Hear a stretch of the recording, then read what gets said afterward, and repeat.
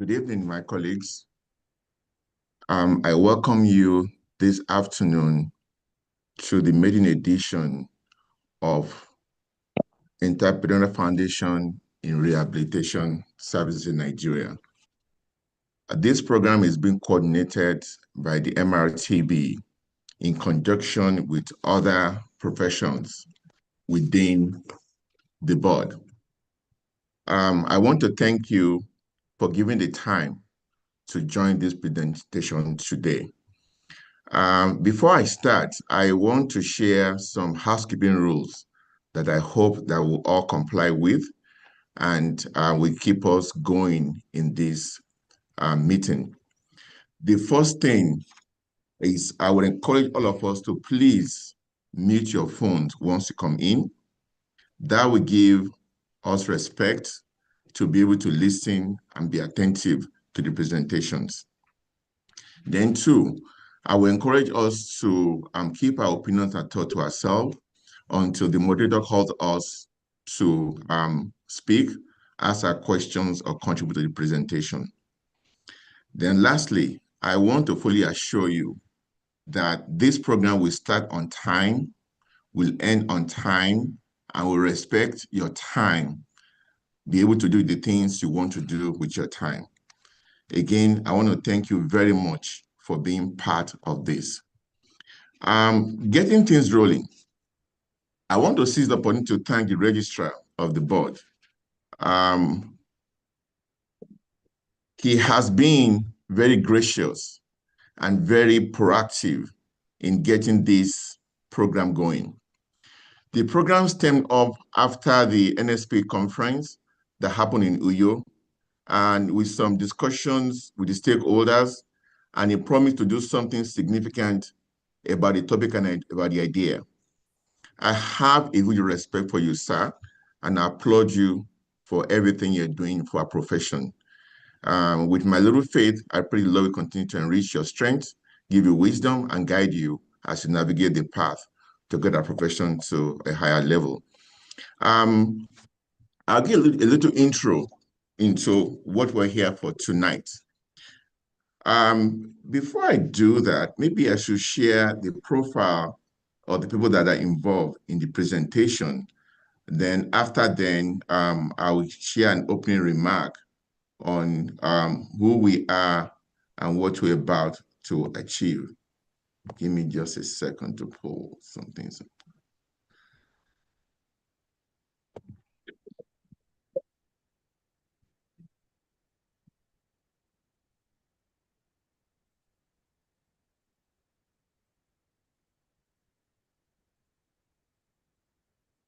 Okay, while that is on, I want to again welcome you to this presentation.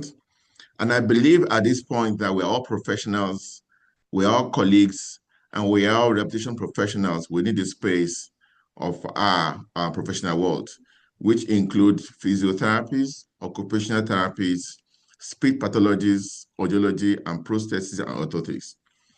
This program was designed really to give us a clear reality on the technical expertise that without entrepreneurship capacity, it limits what we can do as professionals. Many excellent rehabilitation ideas fail to reach communities that need them most because of lack of viable business model, strategic planning, and financial literacy or scalability. Over the next 6 weeks, we will try to address these challenges. You'll be exposed to foundational concepts in entrepreneurship, opportunity identification, value proposition, development of ideas, basic financial management, service design, ethical practice, and regulatory considerations, specifically customized to the rehabilitation world. Most importantly, you'll be challenged to think differently, to view problems not as constraints, but as opportunities for innovations and social impact. This is not a program about profile alone. It is about purpose-driven enterprise. It's about building rehabilitation services that are financially sustainable while remaining patient-centered, inclusive, and ethically grounded in the things that we do as professionals. It is about equipping you to create solutions that respond to Nigeria's unique demographic, economic, and healthcare delivery challenges. Over the course of this program, You will learn from experienced facilitators, engage in practical exercises, collaborate with peers from diverse backgrounds, and begin to shape ideas that can even evolve into real initiative. Now, I will encourage and seek your active participation, which is very essential in making this program successful. Please ask questions, share your experiences, challenge our assumptions. Growth happens when learning is interactive and reflective. At the end of the 6 weeks, we hope that this is not going to be simply an exercise to talk and chat, but we'll have gained knowledge. Knowledge that will help us to have clear visions, give us confidence of our capacity to innovate, and commitment to apply entrepreneurship thinking to abolish our rehabilitation practice. Once again, I welcome you to this program. I commend you for taking the time to attend and be here with us. I look forward to the ideas, discussions, solutions, and means that we'll share together on this forum. Again, thank you for being here. I will go right along and try to introduce what our goal is for this program. Our goal is to transform innovation into rehabilitation ideas that is scalable, sustainable, regulation compliant, and from a business world. The approach we are going to do here is going to be some hands-on, some lecturing, some innovation ideas about marketing operations and funding to be able to implement and carry out our vision. We are going to look at different settings of the rehab as we have it, and we're open to other suggestive ideas that might be out there that we might not be able to know. Having said that, the module 1 is going to start today, which we plan to have 2 sessions of the module each week so that whoever missed the first one can catch up on the second one. Today, we're going to be talking about entrepreneurship foundation in the rehabilitation industry.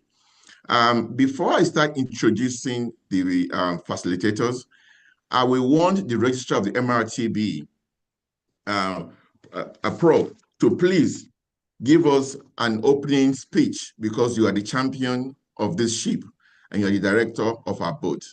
Please, you have the floor, sir. Good evening, senior colleagues. I'm very happy to be here. Let me start by thanking these wonderful facilitators. Without you, we would not have this program. I've had discussions with all of you, and I realized you have a lot of passion for the development of our professions in Nigeria. Very long time ago, I had a discussion with Dr. Famuidi, and I also had a discussion with him, just like he mentioned at the NSP conference. Mr. Ejike, I had a discussion with him in 2023, towards the end of 2023. In fact, it was because of that discussion that early last year, I went to the Ministry of Health to have a discussion with the PPP division of the Ministry of Health. That's the Public-Private Partnership Division. And I realized that there are many hospitals that don't have medical rehabilitation departments and that the CMDs wish to have, but because there is no funding, they don't. And if they can have that private-public partnership, they will be very happy. I also remember Nnamdi Eze would always say that his first practice after NYSC was in the hospital that he approached, and he said, I have my few equipment, give me space, and when I see the patients, whatever we realize, we share. And that's how he started. By the time he left, he had left something very important that they wanted to continue with. And therefore, they were not starting afresh. And they were happy. He was happy because he also established himself, and he later moved into private practice on his own. There are many professions that you go to every single local government in this country, like pharmacy, like medical lab, that you will see a pharmacy or a medical lab, a laboratory. And they have a lot of support from government, from non-governmental organizations. There are government agencies that support professions to establish private practices. But you can't do that with an idea alone. You need to have more than an idea. And that's what this program is trying to provide to our young and even older medical rehabilitation professionals, so that we can be able to have a package that will help us to establish ourselves and also to be able to expand the services to go beyond public facilities, so that the people of this country can be able to have more opportunities to have these services. So I want to thank all those facilitators. Dr. Duroja, you mentioned you have also had discussions. I know how passionate you are. I know Chijioke, he's here with us. Nnamdi Eze, I've mentioned him. Many other facilitators. Thank you so much. I also want to thank all those that are participating. It was amazing when we had more than 300 people indicating interest on this. And finally, I just want to say that the way this program is going to run is after the training, you are going to develop a proposal and you will submit. Those that submit will be assigned to mentors. The mentors will guide you through a process that you will have a proposal that will be acceptable to investors. While you are developing the proposals, working with your mentors, we are going to reach out to potential investors, government agencies. I've mentioned the PPP division of the Federal Ministry of Health. We are going to have a meeting with the committee or committee of CMDs and MDs. And at the end of the day, around June or July, we are going to have a summit where we'll invite all those that have proposals and the investors and the ministries that are relevant to this area. And then we'll now present those proposals, and then investors will interact with you. And at the end of the day, you'll be able to have funding, possibly, that will help you to be able to establish something that will help you and help the people of this country. We are going to have more information about the training, but once more, I want to thank the facilitators, the participants, the associations, very important. Last year, I attended all the associations conferences, and there is no single association that had a conference that did not make entrepreneurship either a theme or had a panel discussions, or at least discuss it significantly in the conferences. I want to thank all of you. It's you leading this process. MRTV is coming in just because there's a multi-profession, and therefore we want to bring all the professions together. But if not, you are leading this process because you are the ones that have the professionals, that you always have those agenda, and it is within your mandate to do all these things. We thank you all. May God bless you. Thank you so much, Famud. Thank you, Professor Rupai. We continue to encourage and go by your leadership, and you have our support all the way as you move things forward. Right now, along without wasting much time, again, today's Module 1 is going to be coordinated by 3 facilitators, and each of them come from a unique idea from our own different unique background. You will meet them as they come on board to make their presentations, but I've been privileged to get this rolling, and I'll kind of sort of introduce myself a little bit. My name is Ayodeji Famuide. I'm a physiotherapist by profession and by background, but I'm a clinician, osteopathic physical therapist, a researcher, educator, and a businessman, a case resolution specialist with my background in physiotherapy. I had my bachelor's and my master's from University of Ibadan in Nigeria. My doctor of physical therapy from Provo in Utah in the US. Then later I did a Doctor of Science degree program also in US. Over the years, I've done many certifications in dry needling, spinal manipulations. I had a diploma in osteopathy. I have a certification in musculoskeletal ultrasound and use of instrumental assist in treatment of patients. I'm a fellow of the orthopedic manual therapy of the American Academy of Orthopedic Manual Therapy, and also a fellow of Nigerian Postgraduate Physiotherapy College of Nigeria. Presently, I'm the chairman of the orthopedic faculty in the Faculty of Orthopedic and Manual Therapy at the National Postgraduate Program in Nigeria. I reside and practice in the US. I'm currently the Chief Operating Officer of Greater Baton Rouge Physical Therapy. Is a multi-site facility, and also President and Pharmacy Rehab Consultant. Is a consulting firm that does consulting for hospital consults, practice setup, and also home care services. So I've been kind of around in the rehab world for a good while. Again, I want to thank you for coming to this program. Moving right along to where we're here. At the end of today, we're going to try and look at the rehabilitation ecosystem on the whole. We do overview of the value chain. We'll look at the public and private sector dynamics. How does it work? Look at the referral systems on how we are within our space in Nigeria.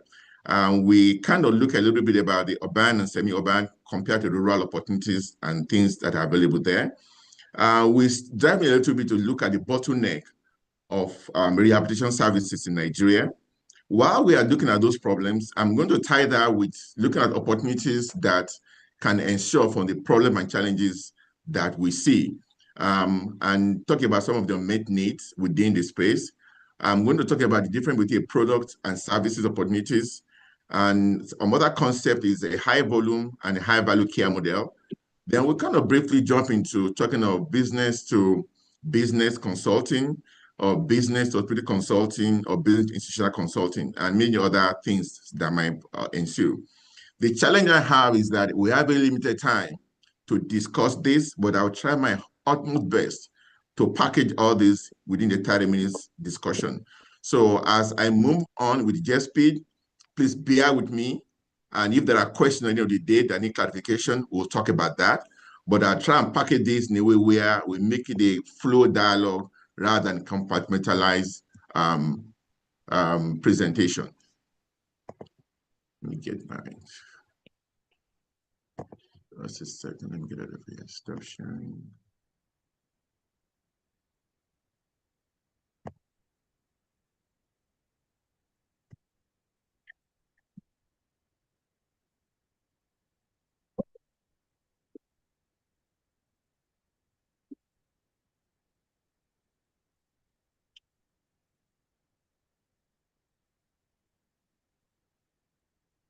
Can you see my slide, please? Yes, we can. Thank you. Good. So again, that's the topic before me today. I'm supposed to be talking about Nigeria's medical rehabilitation ecosystem and market opportunities available. My objective, which I've stated earlier, and I'm going to say it again, I hope that at the end of the day, we'll have some understanding of the Nigerian rehabilitation ecosystem and analysis of market opportunities that ensure within this space. The rehabilitation entrepreneurship in Nigeria is a very, very huge one. We have a huge population of 232.7 million, according to the World Bank estimate. People living with disability were over 25 million from WHO and federal government policy document. Road traffic accidents that happened in 2021 alone, that is documented by WHO, was 36,722 in a year. Again, I use documented. I know there are many accidents that is not documented within our space because we're poor at keeping data. Now, looking at the healthcare expenses, out-of-pocket expense alone contribute about 75% of the cost spent on healthcare in Nigerian market. And in that space, according to World Physiotherapy, we were told that we have an average of 2,450 practicing physiotherapists. Now, we are not talking about lecturers and professors now. We're talking about practicing physiotherapists. I have these numbers perturbed to me, but again, I don't have a contrary data to defend or rebuff it. So I'm going to stick with that. Then we only have 8.6% of tertiary hospitals that have a stroke unit nationwide. This is a huge problem and a big challenge. This little problem here give us a sign that the market design is there, and this is a market that we have to go to as real practitioners to tap into. Now, we talk about ecosystem. What's an ecosystem? Give me just a second, please. Missing something.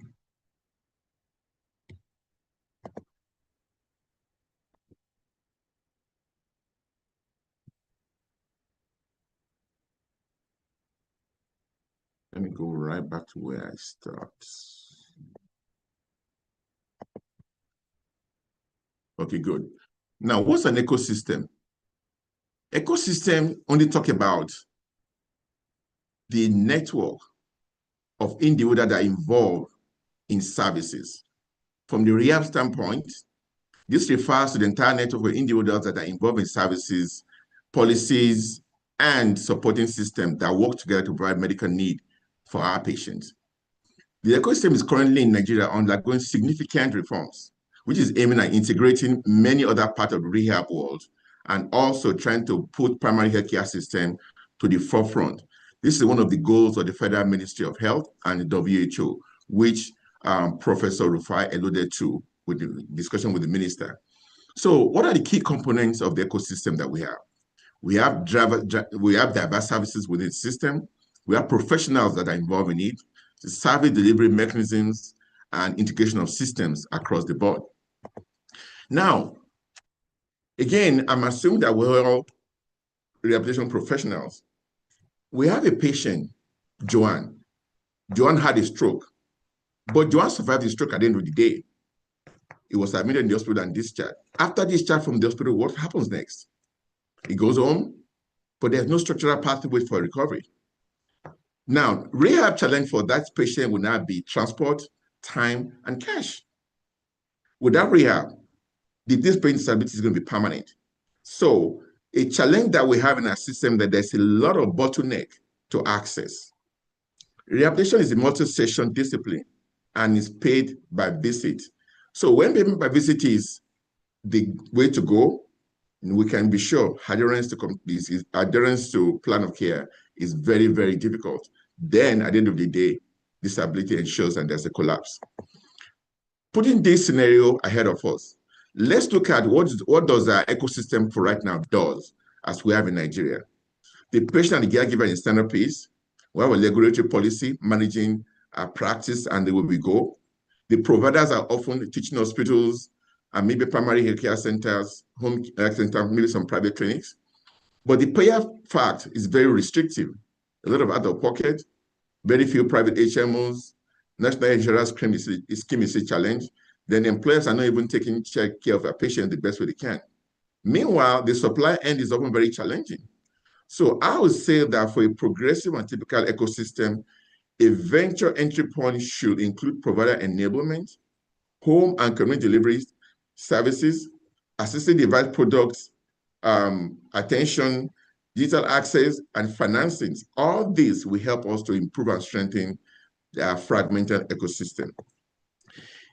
In an ideal world where the ecosystem works well, there should be less dependence on the public provider facilities, which are teaching hospitals and primary care centers, less dependent on the training institutions and on HMOs. There should be more private providers in the space to take care of things. There should be more NGOs involvement in supporting the patients to prevent disability and get their care. And there should be access to technologies and all other products that these patients need for their services. So I would say that where value accumulates, it will create a pathway that considers the workforce, which are the professionals, look at the payment systems in terms of reimbursement of services, and assist technology that will make it affordable, scalable, and accessible. At that time, then we'll have a working system that works for our system. Rehabilitation is a ramp. A patient falls ill, it goes to the hospital. Once it's stabilized, it goes to the acute care. From there to early rehab for hospitals and facilities that have early rehab facility. Here, all we are doing there is to prevent decline and to initiate restoration of function. Post-acute care functions is where we now do what we need to do to get the patient strong, then we want them to go back to the community. But without rehab, these patients will not be able to go back to the facility. So I have this slogan that says, acute care saves life, but rehab returns people back to life. Rehab is the layer which Nigerian patients can build on. And we as rehabilitation specialists, we have to make it scalable and add value to it. The primary health, WHO has come up with the universal primary health care mandate and coverage, which gave rehabilitation specialists access to primary care. But the question is, when this is set up out there, what are we doing about that as professionals? Well, the goal of that mandate was to provide optimal functioning of participation of patients across lifespan. We're not talking about disability alone. We're talking about all injuries, all diseases, across ages, across mental status, and across functions. In this space, There's so much opportunities out there for us as rehabilitation specialists. Community and primary care options, outpatient, inpatient, home-based services, digital remote services, and other modalities out there. But what are the entrepreneurial opportunities across in this situation? We cannot function as primary healthcare services. We can be diagnostic, which quote unquote, we can diagnose diseases, but we can diagnose dysfunction and refer patients to the next level where it's needed. This mandate gives us permission to do that. We can do community screening, maybe have a little meetings in our communities and see people that have needs and refer them to appropriate area where they can get care. As service delivery, we can come up with a multi-services, multidisciplinary model to get those patients access to care, develop assist devices, and we can have continuity of care.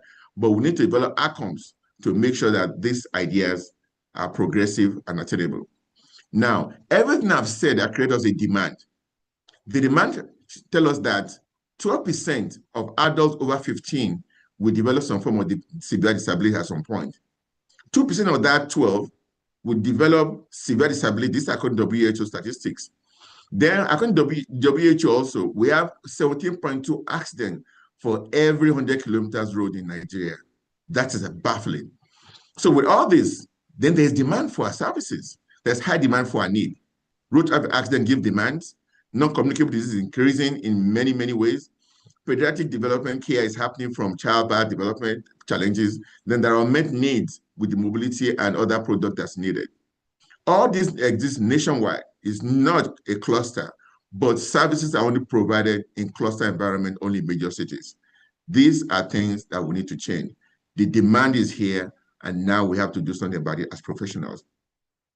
Again, still talking about the demand end, I've talked about disability, I've talked about stroke, and I've talked about the fact that the financing of these services is very challenging. The epidemiology of injuries in Nigeria is very burdensome, though it's a problem, but to me, it creates an avenue for us as rehabilitation entrepreneurs to step into this space and do what needs to be done.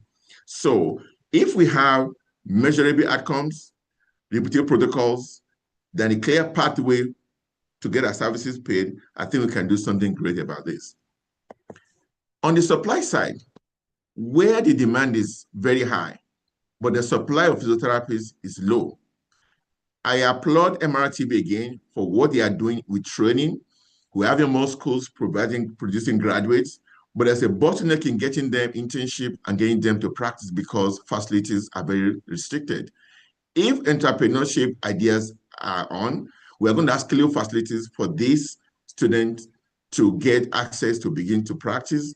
And also we can leverage on some of the things that can help us as a profession.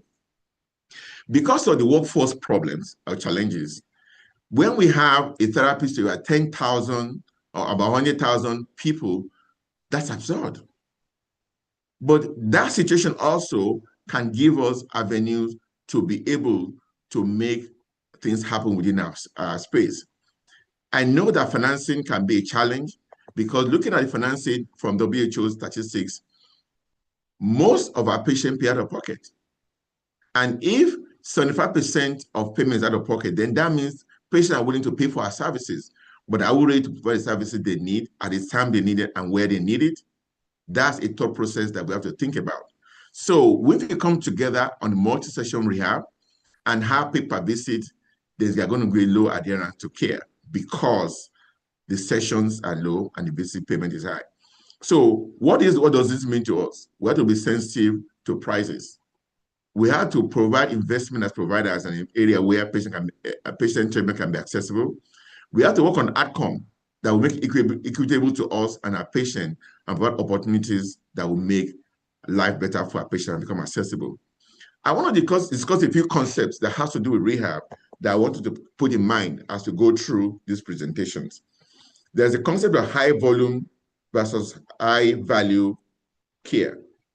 In a high value services are rendered by specialized and less common treatment with higher profit margin.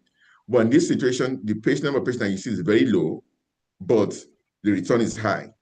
That's a concept that I can keep in mind. The other concept, when you have high volume services, which involve most of the time common musculoskeletal problems, or in areas where services is low. In this situation, you are seeing a lot of patients, but the time spent on the patients is low. Sometimes quality is compromised, but at the same time, too, it could be what is needed to give services in a primary healthcare setting at some point. Another concept we want to compare is services versus products. What are services? Services are the actual intervention provided by professionals within the rehab space, which we physiotherapists, occupational therapists, speech therapists, prosthetics and orthotists, and counselors and social support does. But products are the actual things that we sell, devices and technology that help us to deliver services. I'll give examples as maybe wheelchair, crutches, assisted devices and prosthesis, and some other technological things that we need to carry our services. Looking at opportunities when I have talked about the demand that's available and the challenge the supply have, all this has laid out opportunities for us as rehab specialists to look into. There's a pathway creation. We can design protocols and design a follow-up process and follow-ups. We can invest in the workforce production. That means training staffs and training people to supervise and work in the clinical space. We can begin to package payment bundles for employers and health insurances and HMOs. We can begin to invest and look at assistive device area where we can provide technology to help our patients, and that can come in terms of training, repairs, and other things. Then we can also invest in the area where we just focus on creating data outcomes. There are so much outcome needed within a healthcare space in Nigeria that we don't have, and that's difficult for us to come back and talk to insurance companies on how to scale up the price they pay for our services. These are areas that we should invest in. So from an investment standpoint, I'm going to ask you, which pillar out of all this do you think you want to own and invest into? And I know that Mr. Chike is there after this to teach you or talk to you how do you write a business plan for any of these that you own in this pathway. Now, looking at the workforce pathway, you can invest in training assistance in your little space. You can begin to design standardized protocols so that more patients can have access to care. We can develop question and answer sessions where people can have access to either online or otherwise to answer questions, and we can monetize this. And we can begin to design better outcomes whereby people can look into and compare their protocol treatment to what is out there. And we can go to other areas or where we can have an hybrid of ideas using workforce to scale what we are doing. Then we look at the area of payers and employers. We can begin to design packages for our treatment, because rehab is not optional. Rehab is something that is needed within our services. So if we don't make it accessible and make it available, then patient will not be able to afford it. So in that light, we can package treatment sessions to have an hybrid packages. You can say for a post-stroke patient, for a 12-week package, we can have one visit for intake and screening, 12 to 18 sessions over the course of 12 weeks, can be a mixed visit of a clinic visit and home visit, and we can have coaching and just follow up in between that. In the place of that, we're tracking outcomes that we're comparing our treatment to, and then at the end of the day, we can package that as a measurement metrics to sell to insurance companies. Now, who are the people that can buy into these ideas? We have employers, insurance companies, NGOs, and some donors can come into that. So where would they buy? If we can show that with fewer complications, faster return to work, and measurable outcome, then that's something for us to sell from a business standpoint. These ideas that we need to jog in our mind and look into. Again, looking at tele-rehab from where we are now, we need to get involved in using tele-rehab and telemarketing to do the things we do from rehab standpoint. We all have WhatsApp. We can create forums and that come on WhatsApp, low bandwidth, make that an access to patients with your company name and your advert. They call you through the WhatsApp, give them ideas on maybe do an intake trial with them. You can refer them to either your own or to other colleagues that have practice that can help them too. That is giving patient access. This can be done in local languages, depending on what part of the world of the country we are, but it can be done with low expense to get across to our patient. What value does this create? It creates high capacity per specialist, better adherence, technology standard protocol, give access to data and other things that we can monetize as we go. The assisted device segment, this is where we can now get involved in producing local equipment with their local materials so that we'll have a low dependence on importation.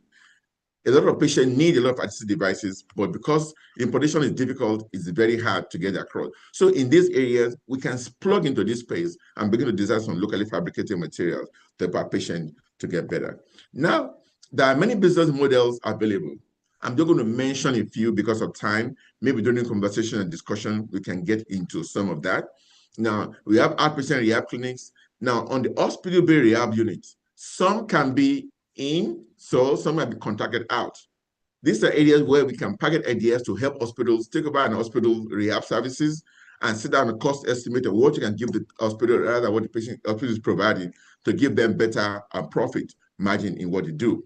So we have home-based or what we call mobile rehab service in some areas of the world, rehabilitation and wellness centers. Here we can start beginning to have a rehab hospitals where patients are discharged from hospitals after they are stabilized. I will take that up as a rehab specialist to take care of their needs from a rehab hospital standpoint and give the intense rehab to get them back to function. And we have to rehab platform, public-private partnership ideas is there. We can do rehabilitation centers where we can have what I call adult daycare sometimes, where patients come, they drop them in the morning, come back to pick them in the afternoon, and while they are with you in the morning to evening, they're having occupational therapy, physical therapy, and other counseling services they need, occupying their day, and they ship them off. That's an idea that I think some of us should be thinking about. In addition to that, we have corporate and wellness industrial program where we can approach companies to do a wellness program within their space, prevent musculoskeletal dysfunction injuries, and also be liaison rehab personnel to them to prevent injury within their space. Equipment leasing and sales is also a space where all as rehab specialists can also occupy. We can get into NGO funding programs with the rehabilitation centers. Then hybrid opportunities are out there. That's one of the biggest things that I won't encourage us to get into. These involve partnership, which can include physical clinic and the rehab component. We can include equipment sale to your therapy session services within your hospital. You can have hospital partnership tied along with home-based care. These are concepts and ideas that I hope as we talk in these modules, we can open up ideas about and begin to improve on it. Talking about that, I really like the idea of a hub and a spoke rehab network practice. What this means is that there's a hub facility somewhere, and this hub facility have home visit components, have access to the community component, have access to maybe satellite clinic close to where the industry and people are, and also have a relationship with employers. In this area, in this situation, you have co-control of what's going on within your space.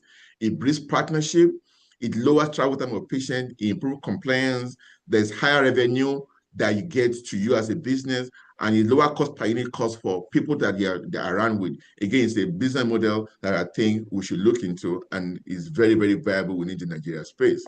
Now, if a whole spoke is done well, the venture design that comes out of it will definitely give you a quality system. Like I said, a hub clinic does the assessment and does the trial program. Then you have the spoke community facility where we can have mobile segment, community services, and group sessions for caregivers. Then you can add data component to it. And all that together gives you a very strong spoke for your rehab delivery within your area. Partnership is very great with us as rehab providers to achieve this. And I think this will give us a good model to service our patients and also make good revenue out of it. Policy is very critical. I won't go too much into this because somebody's going to talk about policy and rules and regulation in this presentation. But it's good to know that there are policies that address disability rights. There are policies that talks about assistive development, assistive technology products list for Nigeria. I'll furnish you with information on that if you want to know, because that is a very, very low-hanging fruit for anyone that wants to make money in that space. Then there are protocols and rehab policies coming from WHO. In addition to that, there are other policies that entrepreneurs should know about, which again, a presenter is going to talk about all this in their presentation, but I'm just mentioning for the mention. My time is running out. I have the diagram here in your slide that gives you different practice settings, what kind of model fits, what kind of payment cycle you can structure, and how this can be an opportunity for you to launch into. Also, I put up a slide on where what opportunities do we have what works in what part of Nigeria, the business models that are ideal for it, and the dependable moat and the things that you gain out of such models. This slide kind of give you a kind of complex breed on talking about everything in total. Now, the reason why we are talking about entrepreneurship is we want to make money, we want to make profit. Not just profit for making profit that's valuable that we can put into our lives and improve the quality of our family and quality of our profession. Nigeria is a high cash based healthcare system, but we have to develop models that respect Nigerian cash pay reality. Now, in these models, I have shared with you some revenue levers where we do sessions and do bundles. You can do business to business contracts. You can do digital subscription to some of the things that we're doing.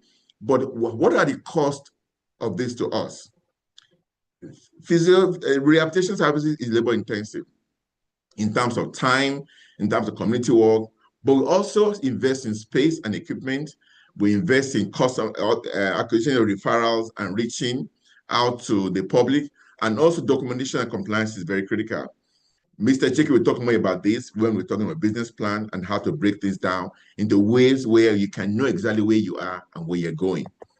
Again, I'm a believer in partnership. We can look at different aspects of Nigerian medical rehab ecosystem and see where we can step in, where we can go in and begin to share our ideas. Again, there are challenges in all these spaces, but there are opportunities in those challenges. As we dig through these presentations and dig through our hearing and dig through our collaboration and dialogues, please, I want to begin to think within yourself, what area can I step in? What area can I do things in to profit myself and also support my profession? Having said that, I challenge you these days, now that you have good understanding of the rehab ecosystem, I challenge you to partner across providers, payers, or product supply chain to make rehabilitation accessible, affordable, and measurable. Please, start with one pathway. Maybe you want geographical area. Start with an outcome that you can scale. You should choose one path that you can commit to and learn how to write a business plan. And again, Mr. Chiki is going to take over from me from here, and he will talk to you more about how do I write a business plan and how do I get my ideas forward. Thank you for listening to me.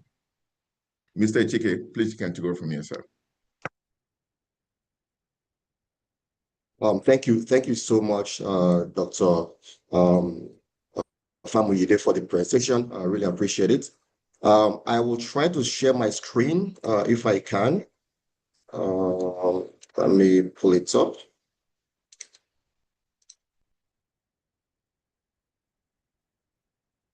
I've been having some Wi-Fi issues today, so let's see how that goes.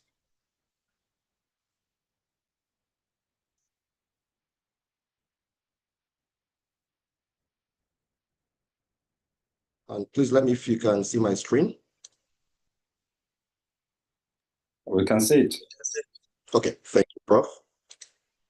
So I want to start by thanking the MRTB and the registrar for an amazing concept. Definitely, this is groundbreaking, and it is a privilege to be part of this today. And thanks also to the co-facilitators. We have their names here, Dr. Famuyide, Dr. Durojai, and myself. My name is Ejike Ane. I'm the MD of Ifian Health, Ifian Orthopedics. I know we don't have time, so I'll kind of go very quickly on my presentation, and we are happy to have, I want mine to be a bit interactive. So I will invite you to make comments. I'll invite you to write things down. So we will make some fun in it. Several of you here know about Ifian Health and two different companies, but people think it's one. So the Ifian Health kind of handles a bunch of things, in prosthetics. As we know, we are a leader in the prosthetic sector. So components, the business of selling prosthetics. That's what our first company does. And then Ifian Orthopedics handles our patient care business, right, for prosthetics. So quickly, my background. My experience is multi-pronged, right? So I've done work in healthcare, in science, in business. I've done work in research. I've done work around the world in more than 20 countries, spanning North America, South America, Asia, and Africa.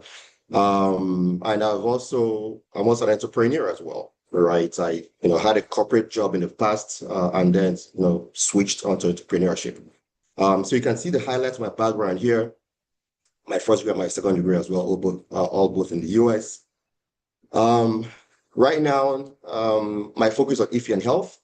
Started this company in San Francisco in California, but really we are focused a lot of our effort is on prosthetics. And we use the talent, the experience we've gained over the years to drive prosthetics.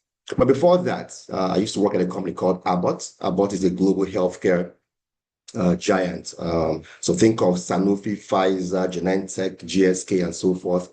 So I had a marketing role for Middle East, Africa, and Pakistan, based out of Dubai office.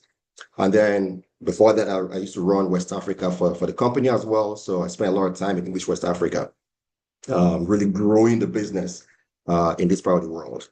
Before that, I used to work in Latin America, traveled all the way from Panama to Argentina, to Brazil, to Chile, and those countries. I learned some Spanish as well. And I'm sharing this for the new entrepreneurs here to show you that the journey is not a straight line journey.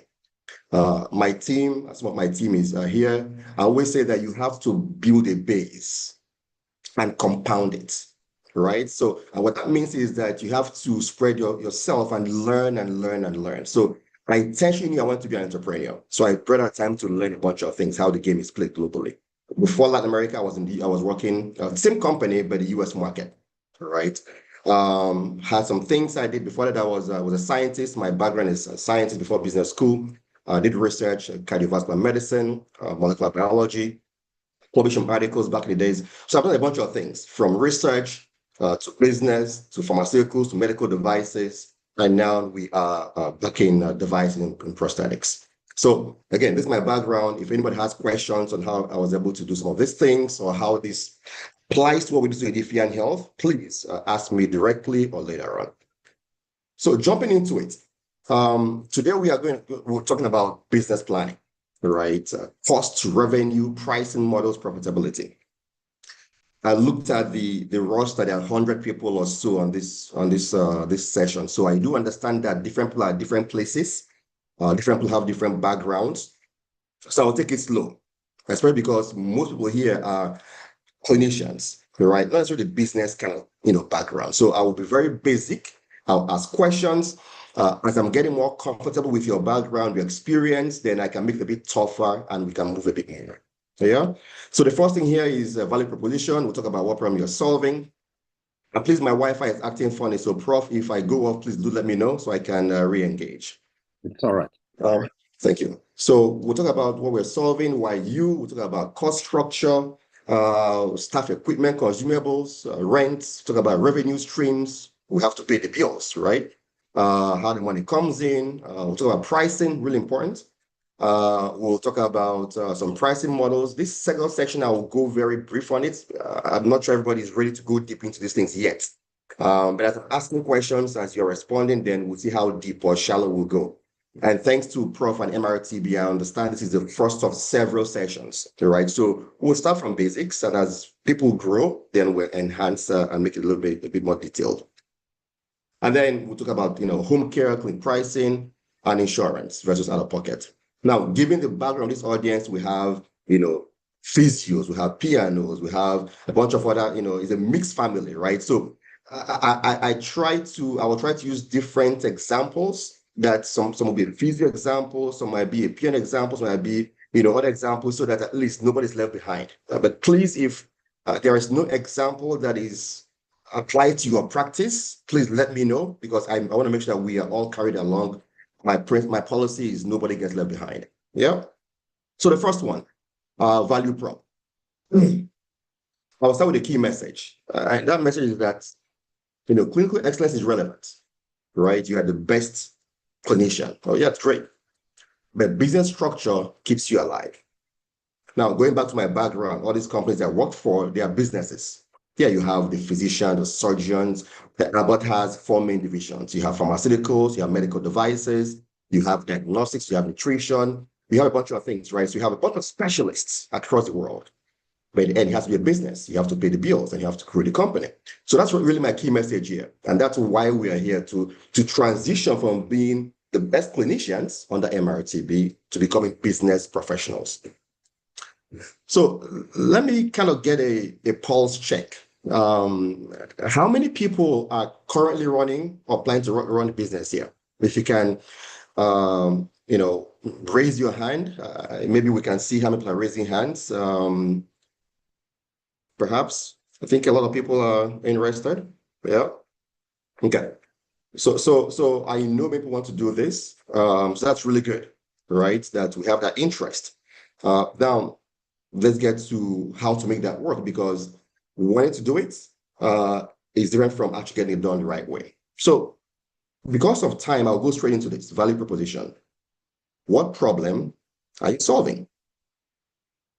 So most rehabilitation business, in fact, most healthcare businesses, or in fact, most businesses fail, not because care is poor, but because the problem is unclear or not monetizable. When I was in business school getting my MBA, I think they say that maybe 70% of startups fail the first 3 to 4 years. And that's true. I have many people I know that started their own companies and now they have gone back, shut down, and become employees again because it's rough. And these are some of the things where you start. So our goal here is to give you that skills to build this very well. So we must clearly define what problem we're solving, who's experienced this problem, and why it is important. Okay? So I'll start with audience participation. I would like to get maybe 3 volunteers to tell us what problem you're solving. So please mention when, whoever is on Prof's team that's moderating, if they let you speak, your name, your background, if you're, what specialist you are, and in your own terms, your own words, what problem are you solving for your patients? Do you have any volunteers? You can unmute yourself and speak. Unmute yourself. Chijoki, are you there? Good evening, sir. Good evening. Go ahead. What's your name and background? My name is Suleiman Aminu. Yes, I'm here, Prof. All right, Suleiman, go ahead. What's your specialist and what problem are you solving? I'm solving disability problems of my patients. Okay, thank you very much. Suleiman says that he's solving the disability problems of his patients. Suleiman, where are you located at? I'm located in Zaire, Kaduna State, Nigeria. Thank you very much, Suleiman. Next person. Suleiman is solving disability problems for his patient. Next person. Good evening. Good evening. My name is Peter and I'm a physiotherapist. All right, Peter, go ahead. The problem I intend to solve is accessibility and availability Okay. of physiotherapy services. Okay.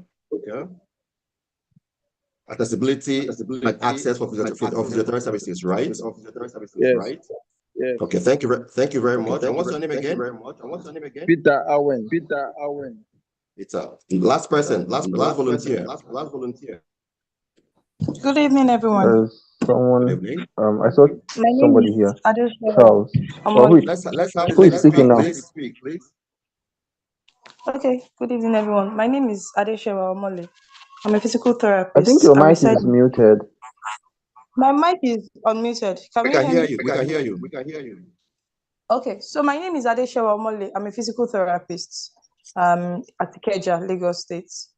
And my zeal has always been to improve my patients' quality of life, irrespective of their ages, and getting them back to normal or near normal and less dependent on their caregivers. Thank you. Thank you very much. So I'm trying to write this down. So Suleiman said he's solving disability problems. His patients, Peter said he wants to provide access for physiotherapy solutions. And please, what's your name? The last speaker. Adeshewa Omole. Adeshola, thank you very much. Adeshewa Omole. Adeshewa, thank you. Apologies for mispronouncing your name. Okay, good. We'll write this down, right? And get something with this. Let's get back to our presentation, right? So the question here is clearly define what you are solving, right? And looking at the comments I'm getting, I think the most, now let's ask Suleiman, when you say disability of your patients, were you specific? Not really, sir. Thank you very much. That's the first problem I noticed. It was disability. Which one are we talking about? Nobody knows, right? When Peter mentioned about providing access to physiotherapy, I forgot how many physiotherapists Dr. Famuyi mentioned in Nigeria. How does that differentiate from next physiotherapist? How does what Peter say he wants to do for his patient differentiate from next physiotherapist? Access of physiotherapy services to patients. Is that differentiate from the next physiotherapist? Adeshawa made a great comment about she was a bit more specific to make her patients less dependent on caregivers. But then if you have 100 physiotherapists in the same room, is that really differentiated? You don't have to respond to that yet, but kind of start thinking about critical response. And that's why I want it to be very, very interactive. So you can start asking those tough questions, how you are trying to really define your problem. Because unless you define that problem, you can't solve it very well. It might be in your head, and it is in your head, but not well pronounced. Now, second point here is who experiences problem. We all know who our patients are. But then if you really go deeper, it's a bit more than that. Why is it important? We all know I went to school to be clinicians. We all know why we, did our NYC and, members of MRTB. But really, really, really, why is that important? Because of time, I will hold on to this. We're not going to get into this right now. We will come back to this during Q&A if we have more time, and then discuss more. Yeah. Now, next topic here is some value proposition. Why you? I like to say that if your advantage is I am trained, I went to UNILAG, I went to UNIBEN, I went to UNN, I went to ABU Zaria, I am the best person from Futo as a piano, I'm the best person from Ibobi, from FECOT, I'm the best person from, Fuad, whatever school you went to.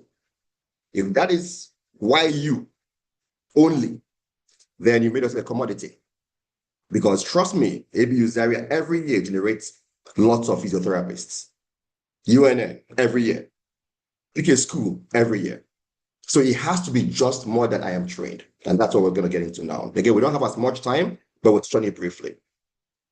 You have to differentiate yourself to make yourself different. And there are differentiation lenses that I touched on here. It could be specialization. I want to focus on pediatrics, on stroke, on sports, piano, speech, geriatrics. It could be service model. Right? I want to do home care. I want to be the person known for home care. I want to be the person known for mobile and telerehab, as was mentioned earlier. It could be speed or convenience. And one-day fittings. Come to me one day, whatever, or weekend, right? You are the fastest guy, right? It could be technology. I have the best technology in the system, right? I am the partner for this technology system, right? It could be partnerships. Right? I have the biggest hospitals, or I have presence at these hospitals, or insurers, NGOs, right? It's really important. Now, I'm going to give an example from Ifian Health because I don't want to be theoretical. I will say a few things about my company and my team, so at least you can get some examples. So, for example, one thing we'll talk about here at Ifian Health is technology. As you guys know, we are the official partner of Otobok for piano. Otobok is a global provider, global leader in prosthetics. So we do have the best technology for prosthetics. So when we talk about patients or we engage with patients, your technology, stands behind you. So you don't have that also means that it's not very cheap. We're not the cheapest, but the standards are there, right? Or that's might say, look, I'm a specialist, right? Or that's my sort of things, right? So let me get from the audience. And I'm curious about different people to speak now, right?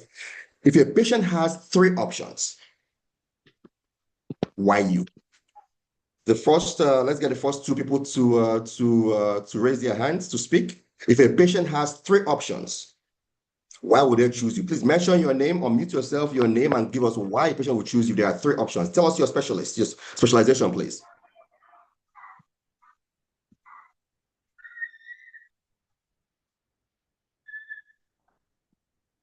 Can we unmute them?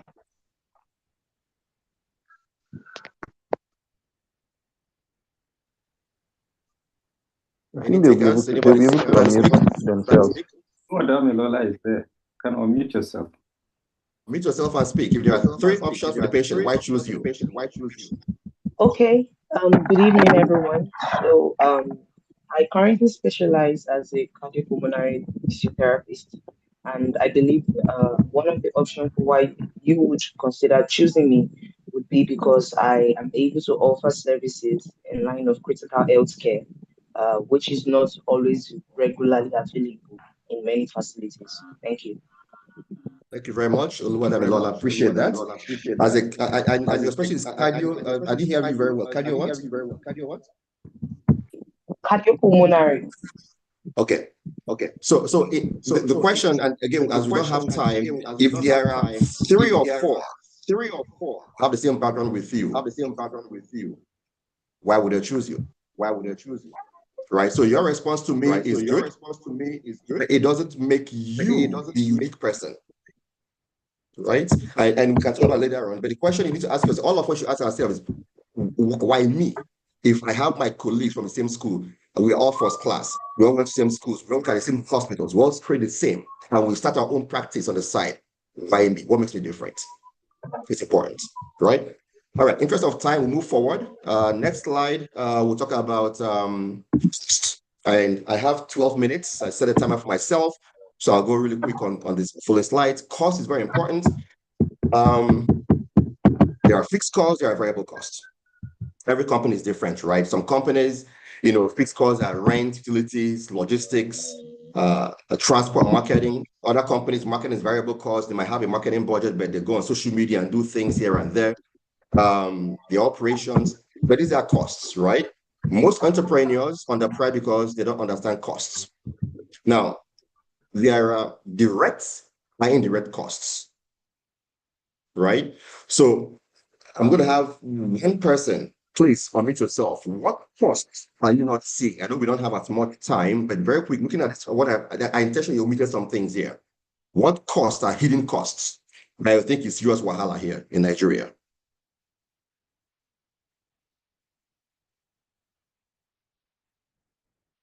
One volunteer. Maintenance of the equipment. Thank you very much. And who just spoke? Adeshewa. Thank you very much. I appreciate that. One more thing, maintenance is not here, right? And that's a big cost in our sectors, right? What's not here? Cost of equipment. Cost of equipment. That cost. Let's call that. Okay, yeah, you're right. Utilities. It's not here. Yeah, it's a fixed cost. Right? It's not here. Something else? Or somebody from the north, somebody from Kano, Maiduguri, somebody from Plateau, Sokoto. Electricity. Thank you very much. Who is this, please? I'm Where are you from? from Ogun State. Ogun State. Thank you. Good. Electricity is not here. Generator is not here. Fuel is not here. This is not here. Right? These are big things that will drain you as an entrepreneur. And cost of fixing your gen is not here because that gen will go up when you have a high-profile patient. Right? Something that is not here. I'm looking for somebody I've heard from Ogun State, from Lagos. I have heard from Zaria. I have not heard from the south of the country. Anybody from the south, southeast, south, or from the northeast, northwest? There's something that's a big thing that's missing. Staff salaries. Thank you very much. That's under operations, yeah. But yeah. The big thing that's not here is training. How will you train yourself or your team? Now that gets me a different point, and it's very important. Most clinicians are, you are trained to be a clinician, right? You can see patients, you can fix patients, you can treat patients, you can fit patients, whatever your specialist is. It is different to be a functional expert versus being a business owner. And that's why you have tons of, I will not talk about anybody in this sector, in our sector here under MRT, but I'm talking about, MBBS graduates. Many MBBS graduates want to have a hospital. Many will try to have a hospital, but there is only a few Reddingtons. There are only a few Duchesses. There are only a few FCCs, only a few. Whereas everybody wants to do that, only a few rise to the top. That's how life works. Because many clinicians do not understand that you have to let go from being a function expert to having a team, and there are costs to training people. And you train some, they will leave you. You train some, they will go and start up next down the streets and compete with you, right? You have to find a way to have a structure that's more than you that can actually run a business down the road. Of course, you start with yourself. That's how as time goes on. So training is not here. Next slide, because of time, I'll go quickly on this. Revenue streams, how money actually comes in. This is going to be quite simple. So you have a couple of modalities here, right? You have simple revenue stream, right? I'll use physios here, right? Session plus price. 5 sessions a month, you pay 100,000 naira, you get your price, right? You have packages. The bundle, give you bundles, right? Some of home care programs, right? You have institute contracts. You have hospitals and so forth, right? Lower margins as lower payments, but big volume. So one response, one comment here, or maybe 2 comments. Which of these would you think is most stable in Nigeria? 1 patient at a time or 1 patient at a time? And I'll use my company as an example. We have our facilities, our practice where we have patients for prosthetics. We sell components to other people. So we have individual sales of components. Many people here have bought from us. We also have an office at Ibobi, where the National Orthopedic Hospital buys from us. We have an office in Dala. The National Orthopedic Hospital Dala buys from us. These are an example of an institution that buys in bulk versus individual, right? So I can speak from experience here, but let me ask you guys, what do you think is more stable in Nigeria? 1 patient or 1 institution, or many patients or many institutions? Our volunteers, please unmute yourself and speak. Good evening. My name is Atiloko Joy from Port Hello, Harcourt. Joy. Go ahead. It should be institutional contracts are more stable in Nigeria because then you're guaranteed more patients in as much as the lower margins, but you're sure of patient influx because we prefer to go to hospital and the no hospitals. Thank you very much. Andrea, where are you located at?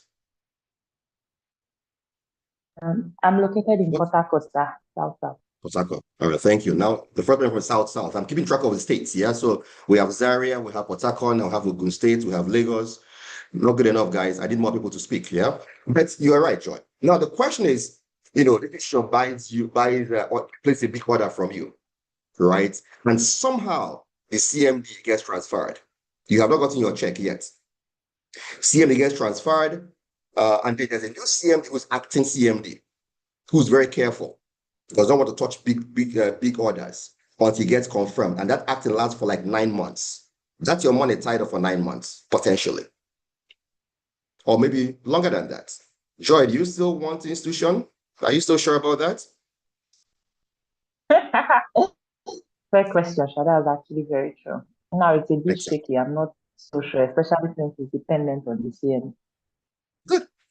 Or you send that order to the institution, and maybe the CMD got, 3 months or 4 months, but then the dollar price goes from 1,200 to 1,000, 500, 600, and they paid you 1,200 because you're ordering whatever you're ordering in dollars. We don't manufacture it in Nigeria, so you give me an invoice, 1,200 naira. And before this new CMD comes in, or before whatever happens, changes through, it's 600 now 1,800. You are losing 600 naira per dollar. Massive. Remember, it's low margins already. That's how you go bankrupt if you're not careful. Does that make sense, Joy? Yes, it makes sense. Good. Now, on the flip side, you can get good business, you can get good payments, and so forth and so on. So as this team is going through this, I want to give everybody real examples, right? So you have high risk, high reward, institutional business. You have low risk, low reward, individual business. Every good company has a mix of both. You meet your risk, whereby you have the high risk and high reward, and low risk and low reward, depending on how much cash base you have to be able to survive the challenges. Next slide, pricing. Very important, right? We don't have time, as I said, we can get to some Q&A, but many entrepreneurs price on what others charge, right? What patients beg for, what they feel is good. No, that's not what to do. It has to be on your direct costs, your indirect costs, and your value, right? When you go to Radisson Blue, Intercontinental, Hilton, these hotels in Lagos, a bottle of water there costs you an arm and a leg. If you go outside the streets, bottle of water maybe 500 or 1,000 or whatever, how much it costs now. Go there, buy a bottle of Coke. You're paying 1,000 naira. Coffee, I think it's 6,000 at one of these hotels, right? Because you are paying for that AC, right? That security man out there paying for it. The ambience, you're paying for it. That value is really important, right? It's tough to calculate. If you're underpriced, it leads to burnout. You leads to, for us, poor equipment maintenance. You can't buy new equipment. You cannot hire quality staff. You collapse on that growth. The worst that can happen to startup is collapse that growth because you're growing, but you are so big and your legs are so weak, and you crash, right? I won't have time for this, but I want people to tell me how they want to cost value. I'll give you examples of hotels. The big hotels, dollar beer, cup of coffee, dollar water is very expensive. Now, for our practice, how do you create value? How do you talk to value? You have to do that, or else you'll not be able to, especially take care of your indirect costs. Yeah. Profitability. I'll go very simple on this one. It's again profit minus revenue minus costs, and it's all costs, not just the cost you see. Right? The cost of your rent is there, the cost of your petrol is there, but the cost of that dispatch is there as well. Right? The cost of your team salary is there, but also the cost of your 13-month salary, if you pay that, is there. The cost of your annual bonus for your team is there. Right? Also, security man is there. So many people don't add this cost very well, and it becomes a challenge, right? So an example here is, again, I think using the physio example here, if your monthly cost is ₦1 million, 5,000 per session, you have to get 200 sessions per month. And the fact is, many people don't have these numbers. What is your break-even number? Many people don't know that, right? And until you get that locked in, then it just becomes turning a waste of time, right? We don't have time, but what I wanted to ask was, how do you want to factor in your overhead? So what I would like everyone to do is, maybe not right now, but really write one problem you want to solve, write one cost that you think you underestimate, write one pricing mistake that this conversation have made you realize that, I forgot that one, right? You can write it down. If there's time for Q&A, you can ask questions on that.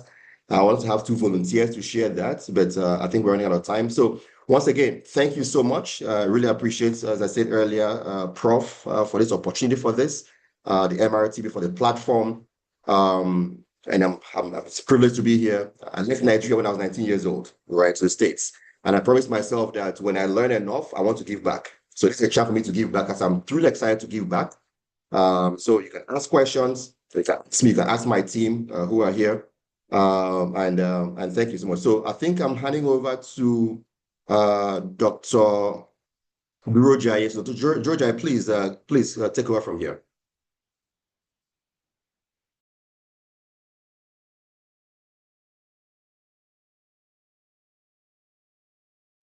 Good evening, everyone. Sorry, I seem to be having some technical difficulties trying to pull up the PowerPoints on my laptop, and my internet has been going in and out. Again, I'll just stand on already established protocols. Thank you, Prof, again, for giving us all this opportunity.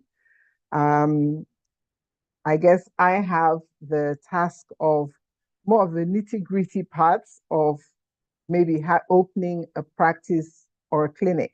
So I'm going to try to share my slides. I will just read my CV because my computer is having some issues. I was trying to open the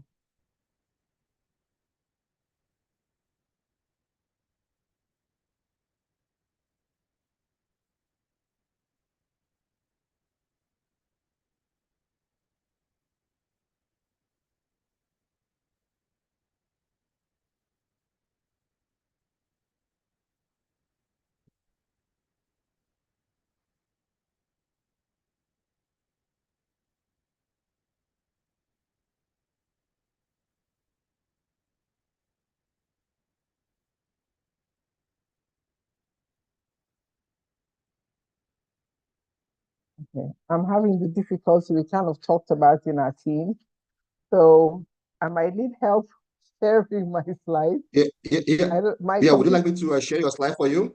thank you. My computer is just freezing, so I don't waste time fighting with technology. No worries, I'll put it up now. Okay, so I'll introduce myself first. Um, my name is Dr. Remila Kuduro-Jai. I am a physical therapist. I did my initial physiotherapy training in the UK.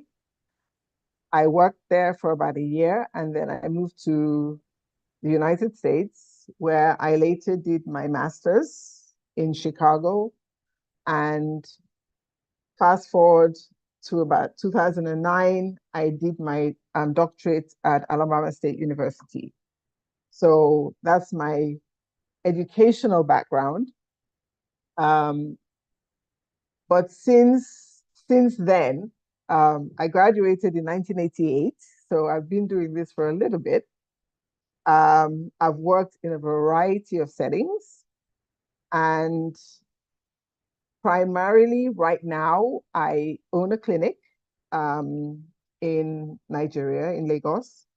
I do some locum work at the Federal Neuropsychiatric Hospital as a child and adolescent center. I volunteer as the clinical director for Special Olympics Nigeria. I'm in charge of the Fun Fitness arm. Quite a few therapists, students, interns have worked with me on that program where we do screenings for the Your bio athletes. is up now, Dr. Durjai. Okay, thank you. So, and basically, I'm also an adjunct lecturer for Christian University and the current chair of ECO-NSP. So my love, the two areas that I would say are my specialties are pediatrics and pelvic health. Maybe pelvic health, maybe more than pediatrics, so sometimes it varies. But basically, those are my two areas.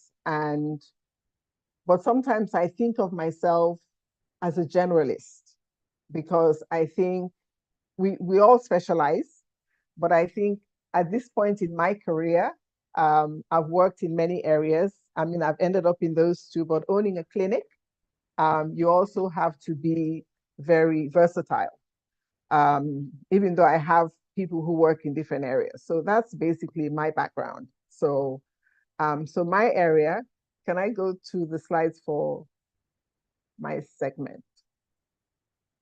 Okay, so I'm covering the area of the regulation and licensing. Hopefully by the end of this session, we should have an idea, of course, what we need for professional licensure, for both personal and for if you're opening a clinic, what it involves, the local and regulatory bodies you have to deal with. And, in the midst of doing all of that, you now have to basically balance ethical practice as well as the pressures, I should say, of commercialization or the business aspect, which is kind of what we're trying to encourage people to have a better grounding on. Because they always say, medical field, we're never good business people, but that rhetoric has to change. Next slide, please.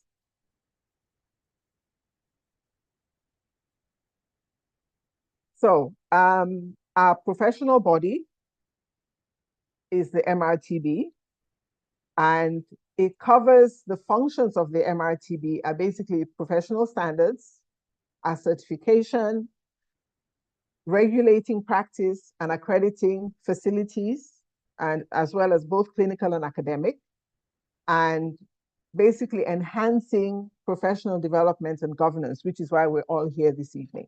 Next slide, please.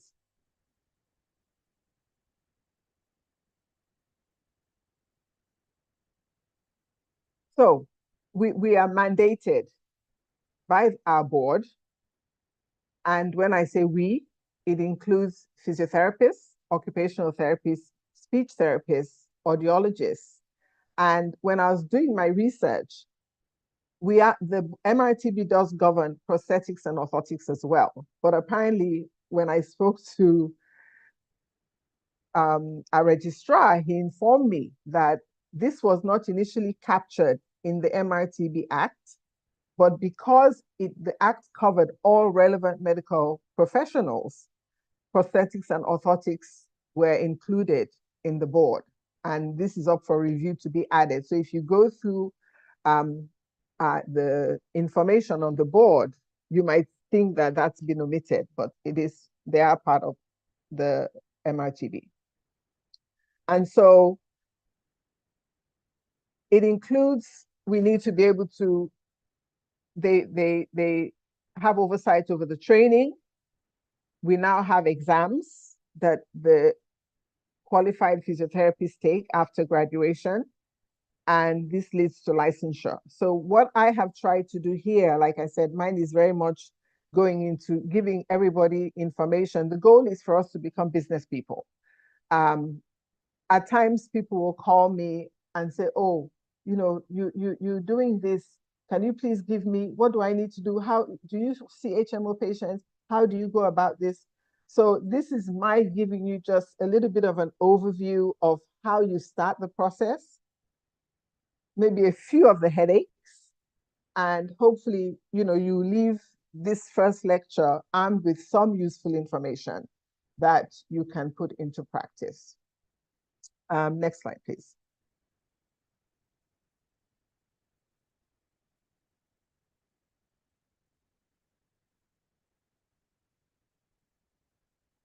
Okay, so for licensure requirements, we know there have been a few changes in the last year, but I think this is basically where we're heading.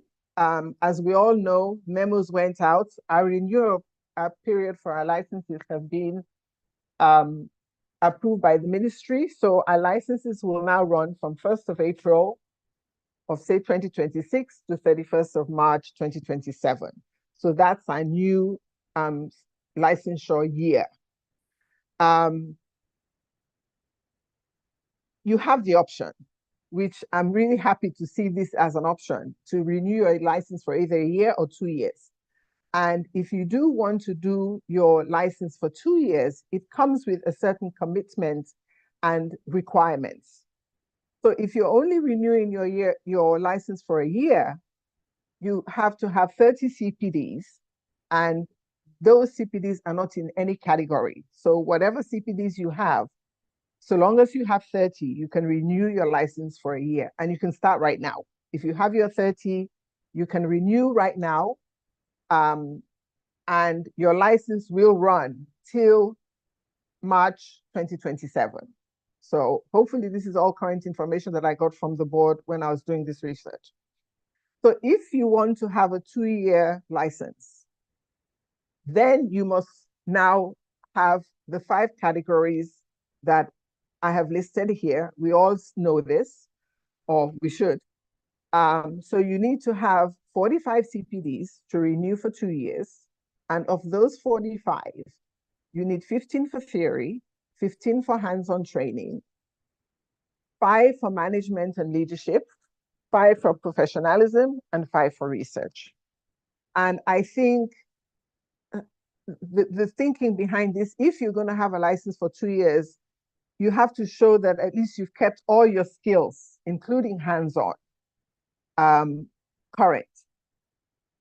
And the fine, if you have no CPDs, and you can only obviously apply for a 1-year license if you have no CPDs, the fine is now 50,000.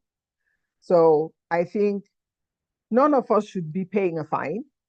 And why do I say that? The 2 speakers have spoken at length about, we now want to go into entrepreneurship, into the business aspect of our profession. For us to stand out, and I kept missing some of the presentations because my internet kept going in and out. But what I caught was basically, you have to be relevant. If you pick an area, you have to make sure you're the best in that area. How do we become the best? By training ourselves. So this is where I'm going to get on my little soapbox. Please, as professionals, let me put it that way, when we see courses come up, don't just think, oh, I need this for my license. Now, what you need to look at, is this relevant? Is this an area I need to know, or I don't know anything about this area. Let me get a little bit of an overview. So that's how you enhance your skills, not just by taking courses to get your license, but for you personally to grow and be able to be more relevant in your area and stand out. I mean, we always complain, people, physiotherapy is nobody, but if you stand up as a physiotherapist, we are musculoskeletal specialists. Of course, we're all going to default to physio, but let me just take physio, for example. OTs, they have their area, obviously prosthetics and orthotics. If we are specialists in these areas, we need to be able to not only give relevant information, but defend what we do. And that's where the research comes into play, which is why we're saying if you need 45 CPDs, you need to be able to, I'm doing this treatment. Is this global standard? Is this evidence-based? Has this been researched? Or is this just something I read in a book and I'm following? So, and if somebody questions you, so why are you doing this? You should be able to explain whether there's research, how much of it there is, or what there is. And for people who want to go into research, these are areas that you can now, because a lot of papers you read and you come to the end and you say, okay, more research is needed. So this gives us an idea where we need to go. Next slide, please.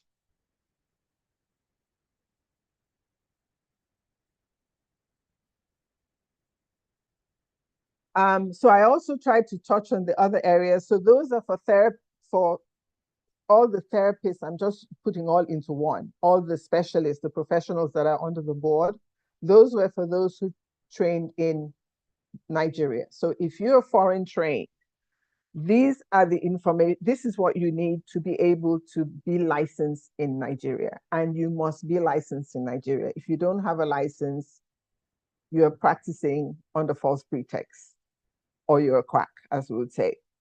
So some of the documents you need, obviously your transcript, your degrees, your course, which tells you, how many hours, credit hours, etc. So this basically just for anybody who's outside of the US, of Nigeria, sorry. Or people ask you, I want to come and practice, what do I need? We all need a license to practice any country you go to. Nigeria is no different. So I just wanted to give people to leave here having a real, it's not everybody maybe that's on this call that lives in Nigeria. So we're talking about just going into business as a physiotherapist or occupational therapist, speech therapist, audiologist. So, I mean, if you're coming in and you've trained outside, there's specifications for you. Next slide, please.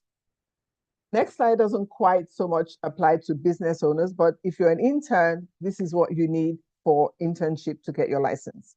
So everybody's licensed, so long as you leave your training, even if you go into residency, etc., you need to have a license. So this is just the specifications for that. Next slide. I'm trying to keep an eye on my time. So what I did was compile a list of this emails or websites you need to go to get all this information. So hopefully this is a good resource for future reference. Okay, next slide. So the other aspect that the board is responsible for is accreditation of a facility. So this is where now you're opening your clinic. What do you need to do? Once you have, the first thing you need to do is find out what the requirements are. So, for example, you don't go and rent a building that's on the first floor and there's no elevator or no lift. Or you need 3 steps and there's no ramp to get into the clinic. So it's always good to get this information before you start looking at a building. And the information you need once you've set up to be accredited, obviously they need to know your name, location, size, because the size of your facility dictates what level of accreditation. There are tiers. Okay, so when you submit all the information in one, the board reviews that information. It puts you in tier 1, 2, or 3, depending on the size of your facility. And based on that, once they establish that, yes, you meet this tier and you meet the recommendations, next slide, please. The next thing is you prepare for them to visit. So the board will visit your facility. The information you have received in the beginning that tells you what you need to ensure, obviously, that all those things are present. So they come in and it's like a scorecard. There's a scorecard that they mark you on.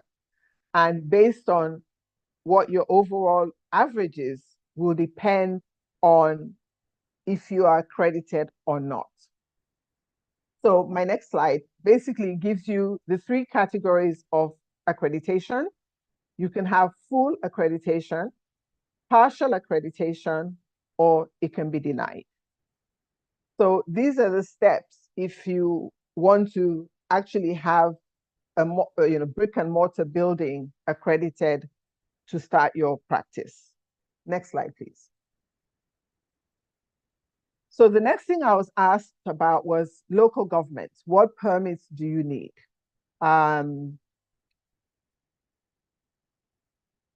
You start your clinic. So some people will tell you, you need to get all this before you start your clinic. And then when you go to the government, they'll tell you, oh, if you don't have a facility, so we see what you're doing, we cannot give you what you have. So the tendency is we open a clinic, we get accredited by MRTB. That's really your first step. And once you have done that, because every government agency wants to see your accreditation from the board. So once you have that accreditation, you then, obviously, you're opening a facility. So you've already done part 1, which is getting your CAC. So that is definitely almost like your first step to opening any business. You have to register it. But that's not what we're talking about here. But yeah, CAC comes into the mix. And then your local government, you have to, wherever your facility is, you have to go to the local government office, because they will then come and inspect and give you a letter of compliance that, yes, you can have this clinic in this location.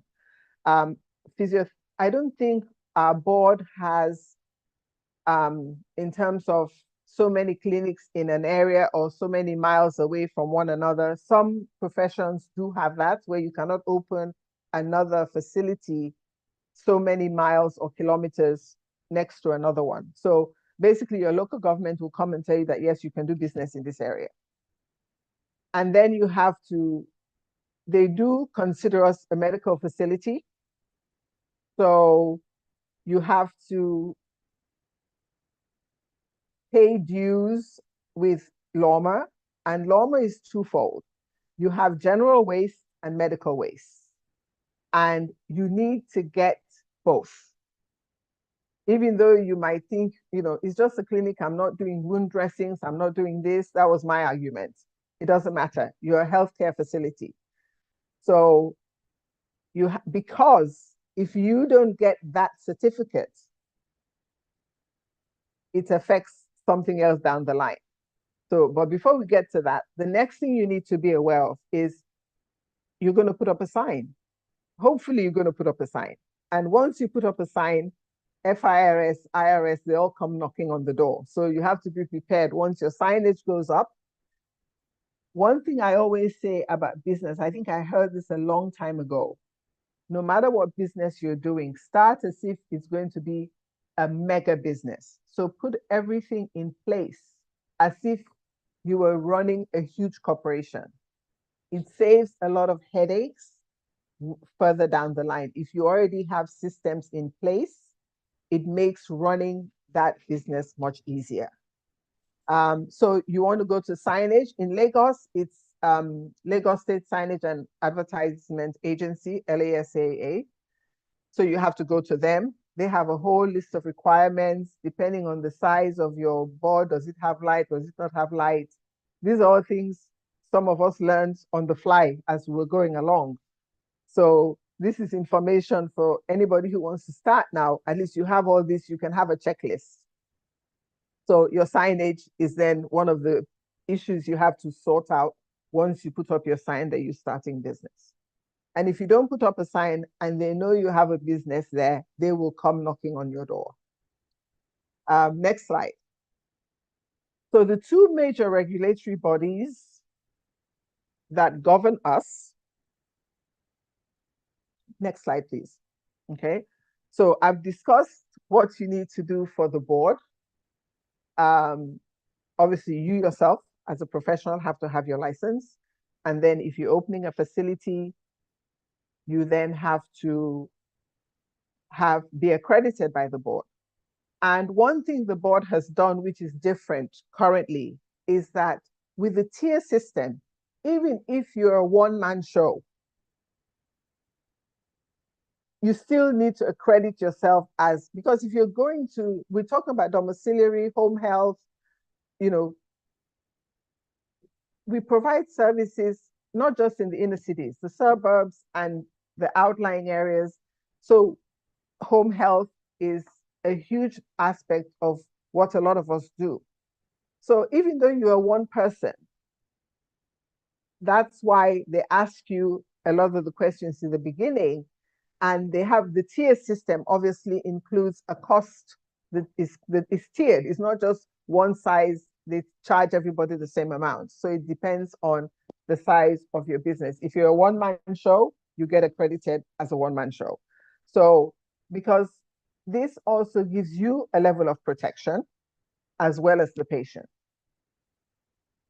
And finally, I've kind of rushed through most of the basics of what is needed to start and to open a practice, at least in Nigeria. So the other aspect that I want to touch on is, next slide, please. So the dichotomy between ethical and commercial. So as a practitioner, your goal is patient-centered. We have standards and we have guidelines. We have evidence-based practice to ensure we're providing the right service to the right patient. We have informed consent and confidentiality. All this comes under ethics.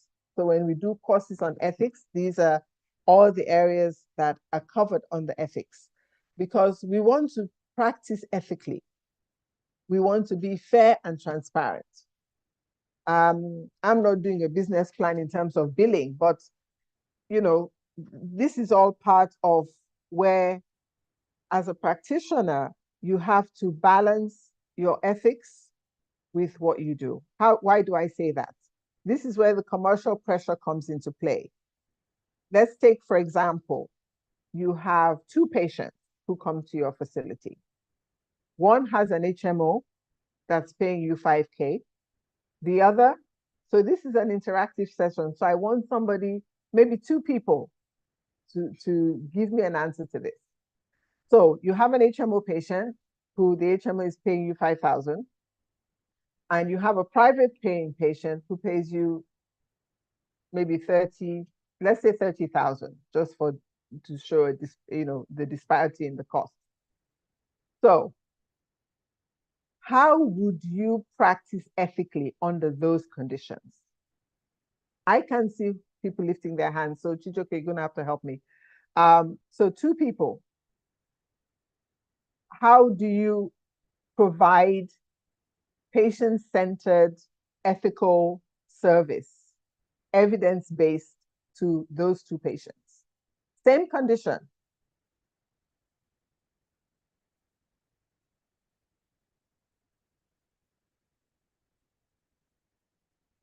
We've talked about all the expenses of running a business in the last presentation.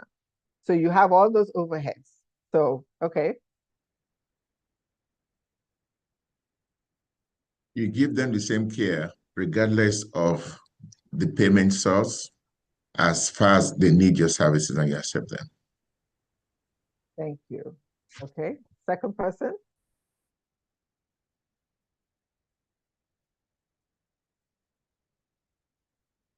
I thought I saw another hand up. Yeah, good evening, Ma. I was Good evening. firstly going to say the same thing. Like, no matter the amount the patient is paying, you deliver the care, you assess the patient and deliver the patient-centered care to fulfill the patient's needs after assessing them. So no matter how much they're paying, you still have to give them the quality care that you're supposed to. Okay. So we have this dilemma. Is somebody going to say something else? I'll take another answer. Yes, I want Go to say ahead. something else. Okay, I believe it's based on the services that the patient pay for. Because for some facilities, maybe you might offer them different services that based on the money that they pay. Because in some facilities we have VIP patients and we have general patients. So I don't think they Okay, they are not paying for the same services. I'm So going to that's make it my own difficult. opinion. I'm going to make it difficult, and I want you to answer that. They're paying for the same service. You don't have a VIP section in your clinic, but you have somebody who walks in who's paying you 30 or 50K, and you have an HMO patient. So my problem.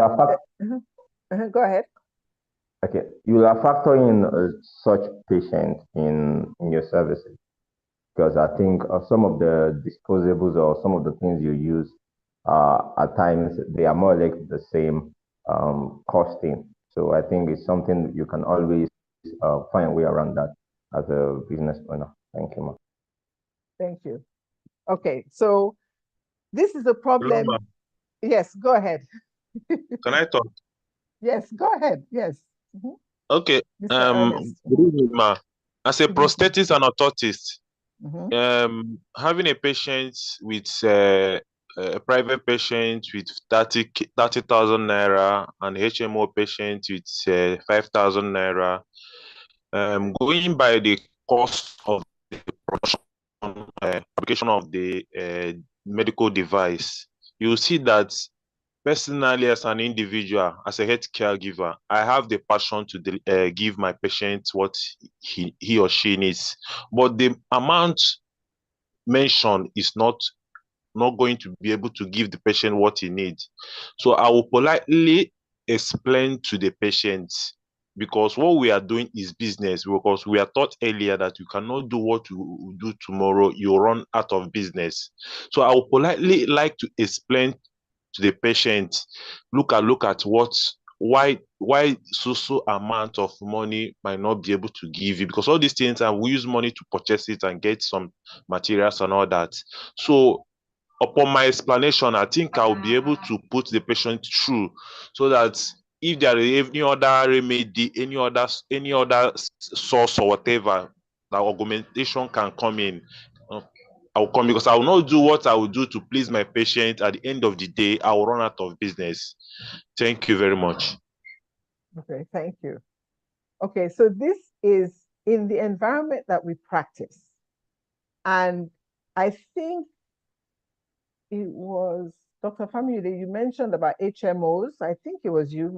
My service was going in and out. Nigeria has over 1,000 HMOs. We have a lot in Nigeria, a whole lot.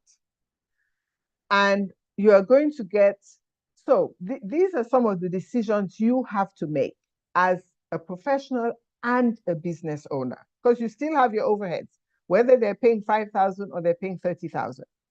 So you now have to be selective, because I agree with Doc. In my clinic, even though sometimes my staff will be like, and we say, okay, our treatment should be shorter, my conscience just never rests with that kind of thinking. So all my patients receive the same care, and no matter what they're paying. The only difference is you have to make certain decisions upfront. One, this HMO is paying me 5K. Do you accept or do you not? So that's where your decision comes in. So before you even administer care, before you get to that point of administering care, you've already tried to decide what your bottom line is going to be. We had an HMO that wanted to give us 1,500 for physiotherapy visit.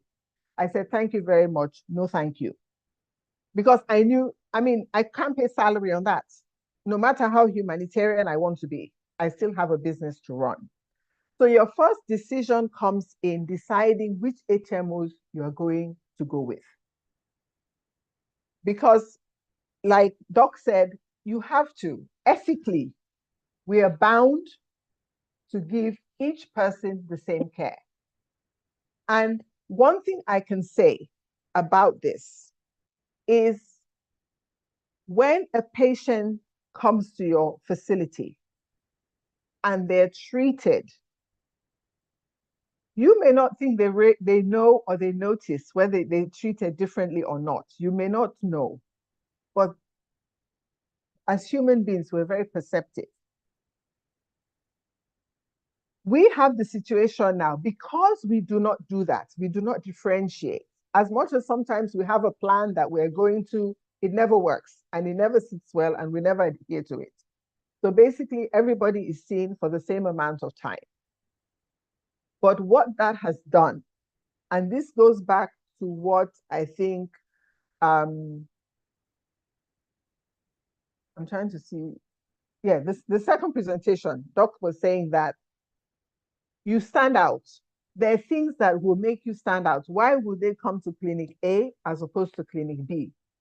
When we came to this clinic, they treated us. You wouldn't know that because, trust me, they go to other facilities where they're treated differently because they have an HMO. That's just the landscape we're in. That's, I mean, there's nothing we can do. Let me not say there's nothing we can do about that, but that is what is happening in reality. So you will be known for that practice that provides a professional service no matter what the cost. And a point that I think it was Sunday made, that sometimes we have like a means testing kind of system in terms of fees. Whether it's good or bad, I don't know, but that's what we do. So those who can pay more cover up for those who cannot. But obviously you have to, we're not doing business plans here, but part of doing a business plan, when you open a clinic, have an accountant from day one. Because you have your business plan and the accountant, they go hand in hand. So you know what your bottom line is. And so once you can establish that, it helps you create your baseline so that we provide that patient-centered care and that ethical care. Because sometimes you're overwhelmed with, we need money, there's, petrol, diesel, this. So many things are coming in. The expenses are huge running a private enterprise, running any business in Nigeria. Your overheads, salaries are your biggest costs. But if we've now come in, we are professionals, we're a different breed. We have our humanity most times is much better than a lot of other people in different areas of practice. So we tend to have that human element, but we still have to make sure we're balancing that human element with providing patient-centered care that stands out, and you're still able to stay afloat. So this might be an area that we all need to think about. And if you're starting anew, this needs to be on part of your business plan, how you're going to balance these two issues. So that's the end of my presentation. My last slide, basically, can we have the last slide?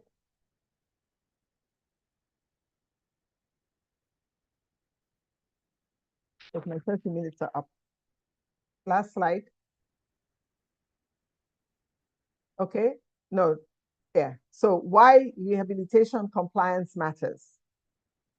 We have to be regularly assessing, developing and updating, providing, and we have to educate ourselves. We have to train ourselves. And we have to implement and enforce accountability. That's what I'm saying. You start as you mean to go on. Don't start, you have your personal account and you say you're opening a business and your business money is good. Now the tax laws are going to make that almost impossible. So we all have to go and see our accountants to make sure we are not getting money that they're going to tax. And basically engaging and collaborating with stakeholders. So you have to have a team that you work with. And, you know, some of us are guilty of where you own a business and you're doing everything. You will fail. So basically they said you're not an entrepreneur, you're basically a manager, because you're trying to manage everything yourself. But the key thing is to have people in key areas that can help as a team let your business grow. And each person is a specialty in what they do and are able to advise, and that whole team will make your dream team, as the saying goes. Thank you.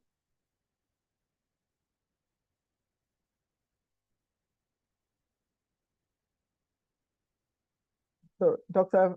Famude, okay. Thank you. Thank you. Okay. Yes. Thank you, Dr. Karim, for that. We really appreciate you. And I'm sure the information is very enlightening to everyone, even myself. I'm kind of getting some nugget out of that. And I'm sure there are many questions for Mr. Edike and myself, maybe. And Mr. Chijoki, can you be a moderator for the question and answer session since you have more control of the system, please, sir? Okay, can you hear me? Yes, sir. Yes, we can. Okay, I'll you're be going checking in and the- out. Okay. Okay. So if anyone wants to ask questions, you can. May I just make a comment from Dr. Drojaye's last comment? Go ahead, about the dilemma of seeing a patient or not seeing a patient. I will add a personal experience to this. Even in the space where I practice, where I do a mix of insurance and private pay, there's something we call case mix in your planning. You have to decide on board, are you going to take an HMO or not? And your determination will be based on what does it cost you to see a patient. If it costs you 6,000 to see a patient and they give you 1,000, it does not matter how good the patient feel or how emotional the patient feels, that is lost right there. But on the flip side, if you decide that you want to take X number of maybe a pro bono or a low insurance pay a month, that's a business decision that you have to do on your hand. Based on my practice, I do a 10% pro bono practice for my practice. My faith carries me on that, and it works well for me. So I might say 10% might be 5 patients today. For this month, the rest be on waiting list. Whenever there is something happen, somebody else comes into it. So I share that to say that in as much as we have our emotional alienation to our profession, which is why we went to physiotherapy school to be passionate and patient-centered, the business side is also very important. So we have to find a way to balance it. And that starts from your business plan, from what she said. And that point is very, very critical. In that point, 2 things we have to know. How much does it cost you to treat a patient? Factorizing your operational care into that cost. Then what is your profit margin? And then Mr. Chike asked her the question, what is our break-even point? These numbers are critical in determining what our cost is and what can we take and what can we not take. Just like that comment. Thank you. Okay, I just saw a question, sorry. Who regulates, sorry, Chijoke, I hope I'm not jumping the gun. It just popped up, so, and it's kind of, MRTD regulates everybody. Let me just answer the question, because they were asking about, I guess if you're, let me just see if I can read the question. You said, who regulates mobile independent practice without a physical building? Yes, MRTD, they regulate all practice. So that's what I said. Even if you're a one-man show, you still need to get accredited. And that's why when you submit your information, you have to state, do you have a facility, yes or no? How many of you? 1 or 10? So which is the beautiful thing now that they have the tier system, because it takes into account everybody. Even if you decide, I don't want a building, I can't afford a building, but I want to be able to run a practice out of the back of my car. Or I have 2 people, but I don't have money for a brick and mortar building. So basically, the answer to your question, it's still the board. It's still MRTB. I think Miss Dr. Suleiman Aminu and Stephen Ogurumbi in that order. Then Salas Alfred. Good evening, sir. Good evening, sir. Yes, please. I think my question is, in private practice, how possible is it to have a standard non-negotiable price? Thank you, sir. Well, I want to ask, what does non-negotiable mean to you? Because it's not yam and oranges that we are selling. We're selling a service. So what does that mean to you, sir? Sorry, sir. When we say a standard non-negotiable price, maybe you just have a benchmark that whoever comes to your clinic must give this amount of money for his treatment. So that's what I mean, sir. Is it possible that to happen in private practice? Well, I will let Dr. Lekun talk to that for us because she's more on ground than I do. I'm gonna give you an idea that I work on my end, but we want to make this very localized to the environment that we have. So I think she will be in a best position to. Dr. Joe, can you help us out on this, ma'am? Yes, it is very difficult. So that's why I'm saying when you start your practice, have an accountant, whether it's a friend that you're paying now and then. So what you do is you take in all your expenses. It is, I mean, I did it maybe like a year into opening a clinic. We just started charging an arbitrary amount, but that was not the best way, is what I'm saying. So basically, you need to know what your expenses are. And you establish, which is what we have done, we've established what our minimum can be. I'm not going to see, we have one HMO right now that we accept for 5,000. And because they kind of pulled us in, we didn't go to them. And so in fact, let's remove HMOs from the picture because there you negotiate with them. You do your negotiations with an HMO. So you either take them or you leave them. So let's talk about private patients. Once you establish what your absolute minimum is, don't go below that. So what you can say is, okay, we're charging 20,000, but we know that anything below 15,000 is a loss. And when I say you take into account the cost of doing business, your cost of your admin, the cost of course, your utilities, your building, all of those things, your salary too. Your time. Yeah, I was just going to say, your own professional hour. How much are you worth an hour? And you don't go below that. So you can have we call it a sliding scale. That's what they will call it in America, based on your income. You have a sliding scale. We do that. So we have a set amount. We tell a patient, if they pay, fine. If they come back and say, okay, and we have packages which helps give patients discounts as well. I think that was also mentioned earlier. So, but for you to say you have a fixed price, one size will not fit all. But what you have to have is your benchmark that you do not go below unless you accept, like Doc says, he has 10% that he gives pro bono. So unless you establish, and I've been to a couple of business lectures where they've said, you don't do pro bono till you have enough money. So your business has to be growing before you start giving free, because otherwise you'll never grow if you're doing all your services for free. So set a benchmark that you don't go below that unless you accept you're doing it pro bono. But then you can have tiers in terms of above that. But one size fits all in our environment, it will be difficult. It will be very difficult. And somebody made a comment about that. You know, you fix your price, you either take it or you leave it. I mean, there are certain services I provide. The fee is what it is. If you can't afford it, you know, and patients will say, oh, somebody else did it for me for 8,000. I said, then please go ahead, but not here. So you have to be, there are times like he said that you do have to decide, no, I cannot do this. So it's not even about now saying, okay, pay less and then you give less service. No, you don't even want to get into that dilemma. Thank you, ma'am. I will take two more questions that we hands up. Dr. Gurumbi and Sellers Alfred. Then I will read a question on the chat. All right, thank you very much. Good evening, everyone. I just want to just a follow-up question to the question on mobile independent practice. Now, what I mean by that question is, and for those that do home service, you are a professional, you have your license, and they're doing home service, you go to patients' home, you also go to some private hospitals where they need maybe a speech language therapist or an audiologist or a physiotherapist. Do you still need any license or learning accreditation from MRTB aside from your license that you have as an individual that you practice?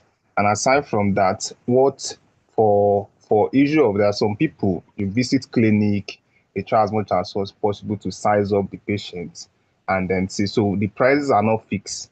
You can bring a Benz now, they will tell you your price is 1 million. And you can drive in Corolla to their clinic, they will tell you your price is 50,000. So is there any, because I know it's actually more not ethical, so I think, is there any penalty for that as regards regulation and then some other things? Dr. Georgia will help us, but let me make a disclaimer here. One of the challenges we have as a profession is that some of us have, if this word exists, cheapified our profession to the grade where sometimes it's appalled. You want to do home health, but you are taking charges that does not even cover your petrol money to the patient's house. And that is your fee. I hope with MRTB standardization of practice and registration, I hope that can be checked over time. Dr. Georgia, let me to follow up on that now.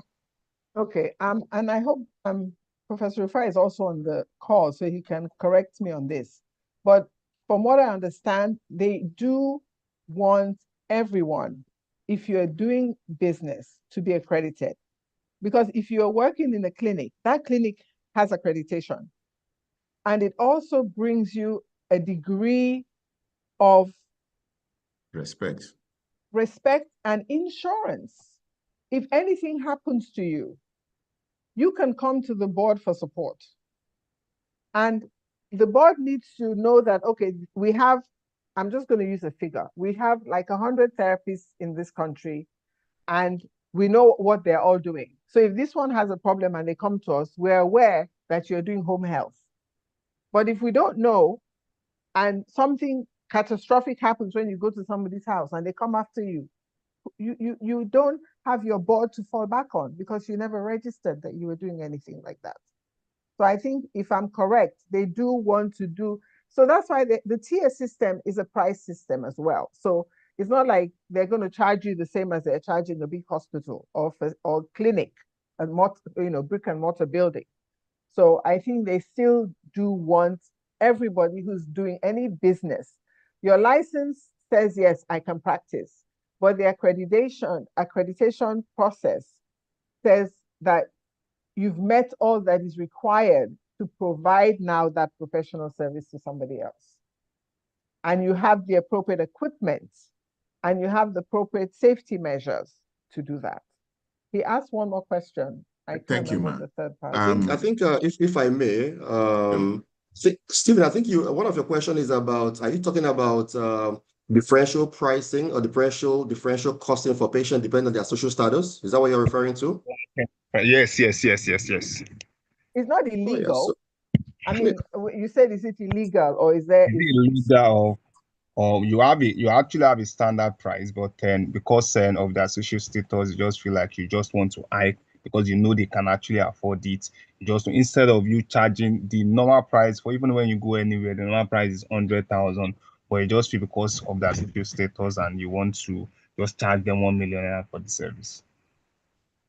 Is it legal or illegal? Is it an ethical issue or something? And also a follow-up question, charging dollars, because we've seen people, especially in Lagos. I was going to read other questions that have to do with money. Let me read the questions together so we can all take them together, please. Is that okay? Okay. Yeah, that's fine. Now, one question says, can you highlight the factors to consider while billing both the public and the private sector? That's one. Then two, another question is saying, Is it a mistake to chart patient based on environmental background, location of the clinic, rural or urban setting? That's two. Then the last one is it a crime or against ethics to chart patient in dollars? Those are the three questions on the platform. Okay, so let me, if I may, let me take a stab at some of them. So starting with the differential pricing. So Stephen, if you are offering the same services to two different patients and charge them differently, for me, that's unethical. I don't know if it's illegal or not. I'm not an attorney. The lawyers will tell us, the attorney will tell us whether the legality of it. But if you are giving me one orange, giving somebody another orange and charge me 5 naira, charge me 1 naira, I think that's unethical. I will not do that. However, if you are offering differentiated services, then yes, you should charge for more service. So maybe your baseline cost, think of an aircraft. You are flying from here to, let's think of international flight that have 3 classes: first class, business class, and economy. It's same aircraft, right? But the service in business class is different. You get to sleep, like Emirates, right? The bed goes 180 degrees, right? And first class Emirates, the double A380, there is a hot shower at 40,000 feet. You can take a hot shower at 40,000 feet, right, on the flight.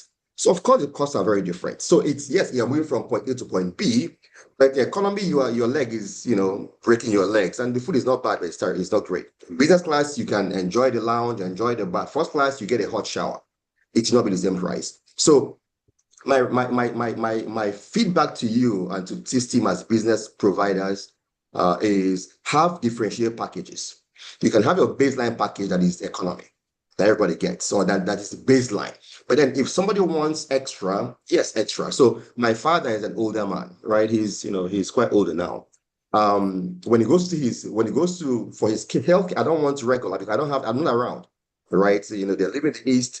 They have caregivers and so forth. So I'm happy to pay extra to get expedited service. I'm happy to pay extra so my dad is not waiting for too long. My dad sees the best surgeon and so forth, right? So that's VIP service, and that's okay. Law firms as well. If you go to a law firm and just want the associates work on your case, it's cheaper. If you want a senior attorney to work on it, but if you want a named attorney, it's more expensive, right? So based on the service, then you can charge it, and that is ethical, that is legal, that is okay, right? And the other question regarding public or private, dollar and crime, public and private, yeah, public and private considerations. You consider exchange rate is a big thing. Public, sometimes the pay that is delayed payments. There could be change of, as I mentioned, a change of leadership. There could be, you can have a CME that is retired or his tenure has ended.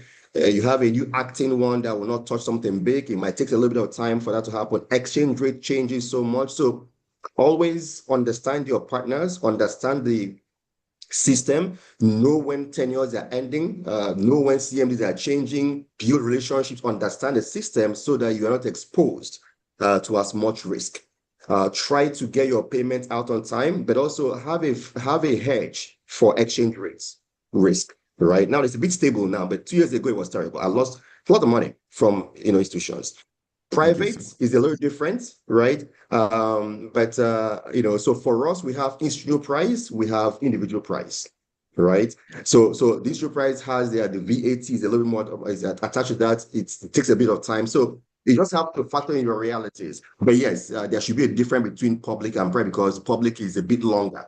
I'm not saying it should be higher because public, sometimes they'll push you down economies of scale. Private buys one thing, pays 5 naira. Public say they want to buy 15. You can't charge 5 naira. It might be 3 naira, right? So per unit, your margin is lower. But overall, it's a bigger number, right? You're exposed to risk. So you have to balance it appropriately. I know I was speaking very fast. If you didn't hear me well, please ask again, but let me know if that makes sense. Thank you so much. We promise time for our audience. I think we have 10 more minutes to wrap this up. We have 2 questions quickly. I'll read the third one, then our presenter will help us wrap up those questions. Dr. Silas Alfred, please, Odewumi, ask your question. I'll read 2 questions on the platform, then they'll help us wrap it up. Thank you.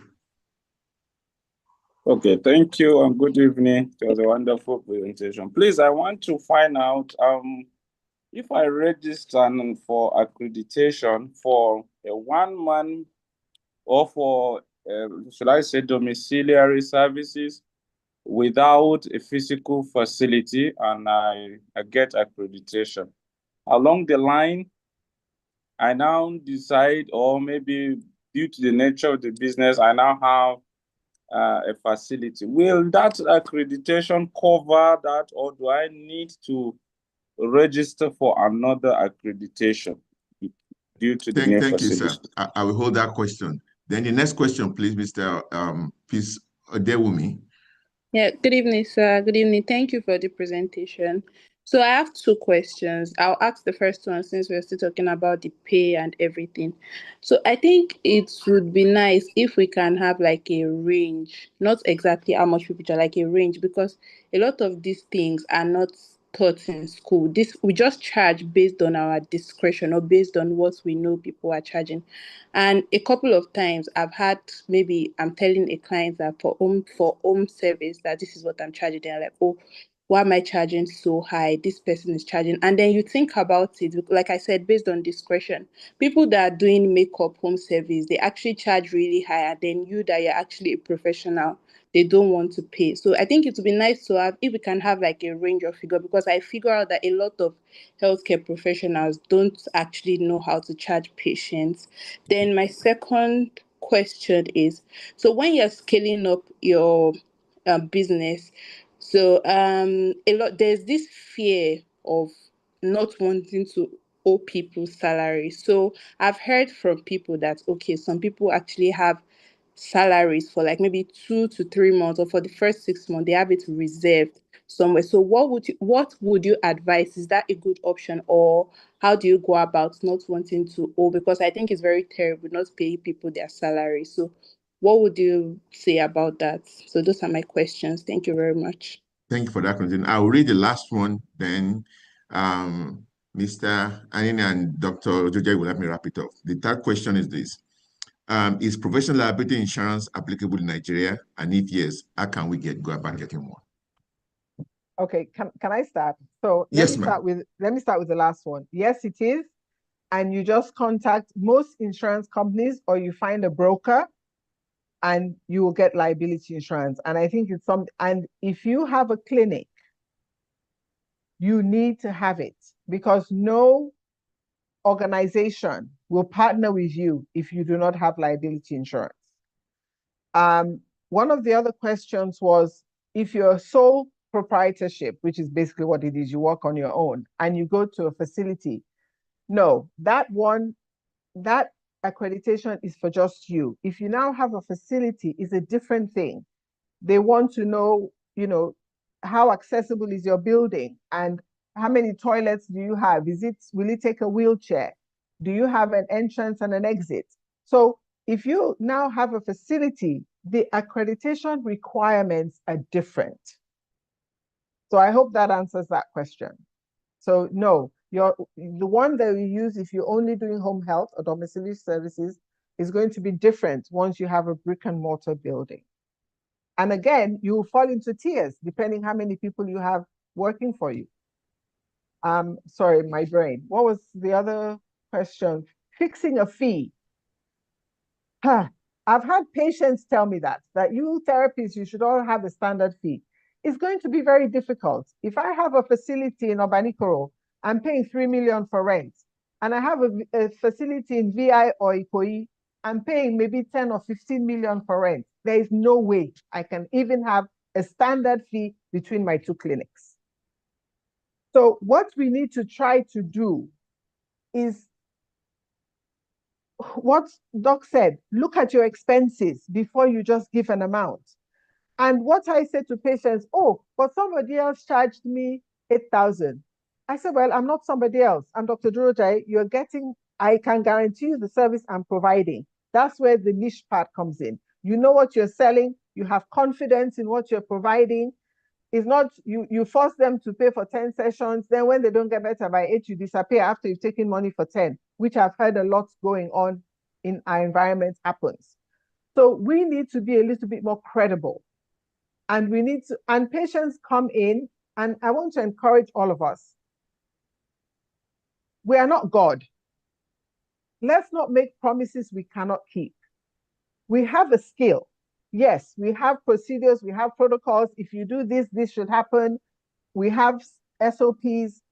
Yes, we are still not God. If somebody comes with a knee injury, you don't know what else is going on in that person's body that can affect that knee. So patients come to me, oh, the therapist said, I sit a lot with pediatrics. Oh, within 3 months, your child will walk. The child has cerebral palsy. Okay, I did go to school. I learned about this. I learned treatment methods. I learned injury.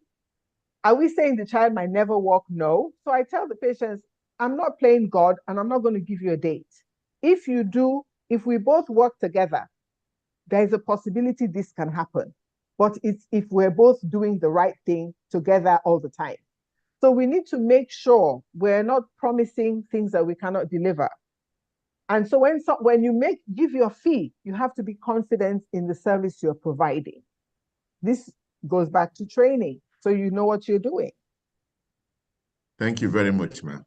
Mr. Annie, you have 5 more minutes now. Dr. Jojaya has taken all your time, so. No worries, no worries. I could talk for another 30. I bet. That's fine, no worries. No, it's been a great session. I think just to add to the fee thing, the last comments, I think Peace that asked that question. It goes back to part of what I presented earlier. You don't charge by what others are charging. You charge by the value you're providing, charge by your cost, direct and indirect cost. So you need to truly know your cost model, have it fully down, and then charge by that. Now, also goes by what are you providing and how are you differentiated. So if somehow I'm in Lagos right now, so you have an office in Ikoyi and your rent is 5 million naira per, or 10, 15 million, and it's a colleague has an office in Surulere and pays 1/3 of that, and the service from your colleague is better than yours or the same, then why would somebody come to Ikoyi when they can get, your colleague can charge lower because cost of rent of your colleague is lower, right? So the point is those things we talked about. What's your value proposition? What are you doing? What problem are you solving? How are you communicating that? That's one. 2 is why you. If you really know why you, and why not that person, you differentiate yourself, then you can now add that value to your cost and charge what you truly should be charged, or else you become a commodity, like I mentioned. And that's why you have tons of professionals in all disciplines, engineering, healthcare, the arts, that commodities. Again, there are very few Reddingtons. There are very few Duchesses and very few FCCs, despite a bunch of MBBS graduates. So you need to differentiate yourself to stand out. And I'm intentional not using our sector because, to be politically correct, right? So I'm going to MBBS guys. They're here too, but I will leave it alone. Well, right? Yeah, I want to say. Any more questions on pricing? I'm sorry. Well, we don't have our time is running out, Dr. Mr. My Dini. second question. We promised them time. Can we go on? Sorry, Peace was saying. Ask a question quickly. Yeah, Dr. I don't think we Mr. Dini, finish it her. off for us. I don't think we answered her second question. Yeah. What's the question, ma? Yeah, about scaling up, like when you're scaling up and payment, like the fear of owing people salary. So I've heard that when you want to scale up, you should have the staff salary saved, maybe for a period, maybe for like 5 months or 4 months. So what's like the best way to go about it if you don't want to owe people salary when you're scaling up? Because there's this fear that what if the turnout from clients is low and I'm not able to pay salaries and stuff like that? Thank you. Mr. Ni will answer that, but that boils down to your business plan. But Mr. Ni will answer that for you. Thank you so much. So, Peace, where are you at, if I may ask? What part of Nigeria are you in? Lagos. Good. So you should not owe anybody salaries. Cost of living in Lagos is expensive. Your staff will run away because they need to feed themselves. It's just simple reality, right? So you should have enough resources to scale. It doesn't mean you have to scale for 6 months, but you need to have resources. So is it a month or 6? You decide based on your run rate. What's your run rate? What do you expect to come in every month? What number of clientele have you built? But when you're just yourself. So if you are just yourself, Peace, and your facility, and you get, X number of patients a month, that gives you Y naira a month. Out of your Y naira, you spend Z naira, and your balance is X. That's your, the balance. And is that enough to recruit someone? Maybe not. Maybe you have to raise some funds. I know that's one thing that Prof mentioned is investors. We need funds to scale. The African base is somehow, it's tough, but the way business scale is by funding. So maybe you need to get from some funds. Not a loan, Nigerian loans will kill you. The interest rate is crazy, right? But if you have, if you happen to have a Dangote in your family, go to them, or Tedla in your family, go to them. If you have nobody, family or friends, whatever the case is, really, you need to have some funding if needed, right? Now, lastly is remember that as an entrepreneur, you're not supposed to enjoy life for many years, right? And that I really want to make sure these people get that. People 5 live, years. yeah, exactly, 5 years, right? 5 years. When I started doing the Fair Health full time, many of my friends, we started spending time in Nigeria, they all live in Ikoyi and Banana, right? When economy crashed, they've all gone back to US employees now because things are tough. I managed my two cents, right? And they were laughing at me then. HK, this is what you're doing. Why are you staying here? I didn't have a car. Peace. The first time I don't have a car. I have a car in the US. I used to have a car in Nigeria. I was using Uber. Right? Thank you so you much, have sir. to sacrifice a whole bunch to grow. So thank you so much. I think that helps. I hope that's helpful, Peace. Well, we can have this conversation all night. And I know my speakers and facilitators can talk like me till their kingdom come. But I want to share this, that entrepreneurship is a mindset. You have to tweak your mind to get into the game. I want to thank all of you for staying on board with us for 2.5 hours to 3 hours now. We've been about 100 plus on this, and I think we only lost 10 or 15% by the last hour, which is interesting. I promised you that we're going to share experience. I promised you that we're going to challenge our assumptions. I promised you that growth is going to happen here when we learn, we interact, and reflect. Growth is going to happen here. Please share this with your friends, colleagues.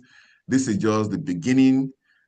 We have many more sessions coming in the week. We'll be sharing on the GitHub platform. The register of the board, Professor Rufai is here. Professor Rufai, please give us a 30 seconds closing remarks so we can leave. We are here on your platform, sir. Thank you very much. Truly appreciate everyone. I've learned myself, and I believe that all the participants have learned something from today's training. As I've said earlier, we encourage everyone to now begin to write their proposal. Don't wait until after the training. Begin to write bits and pieces of the proposal so that by the time the whole training is completed, you have something that can go into the mentorship part of the program. So I appreciate all the presenters. You're wonderful people. You have achieved great things in your own private practices. And we are happy to have you here sharing all those experiences. And we hope and pray in the next 1 or 2 years that we are going to see a revolution when it comes to the practice of medical rehabilitation in Nigeria through all these experiences that will be implemented out there to help our colleagues, but also to help the society. Thank you so much to all of you. Thank you to the participants. May God bless you all. Amen. Thank you and good night from my end. Right, thank you, Prof. Good night, everybody. Cheers. Good night. Thank you. Good night, everybody. Thank you so Good night, much. everybody.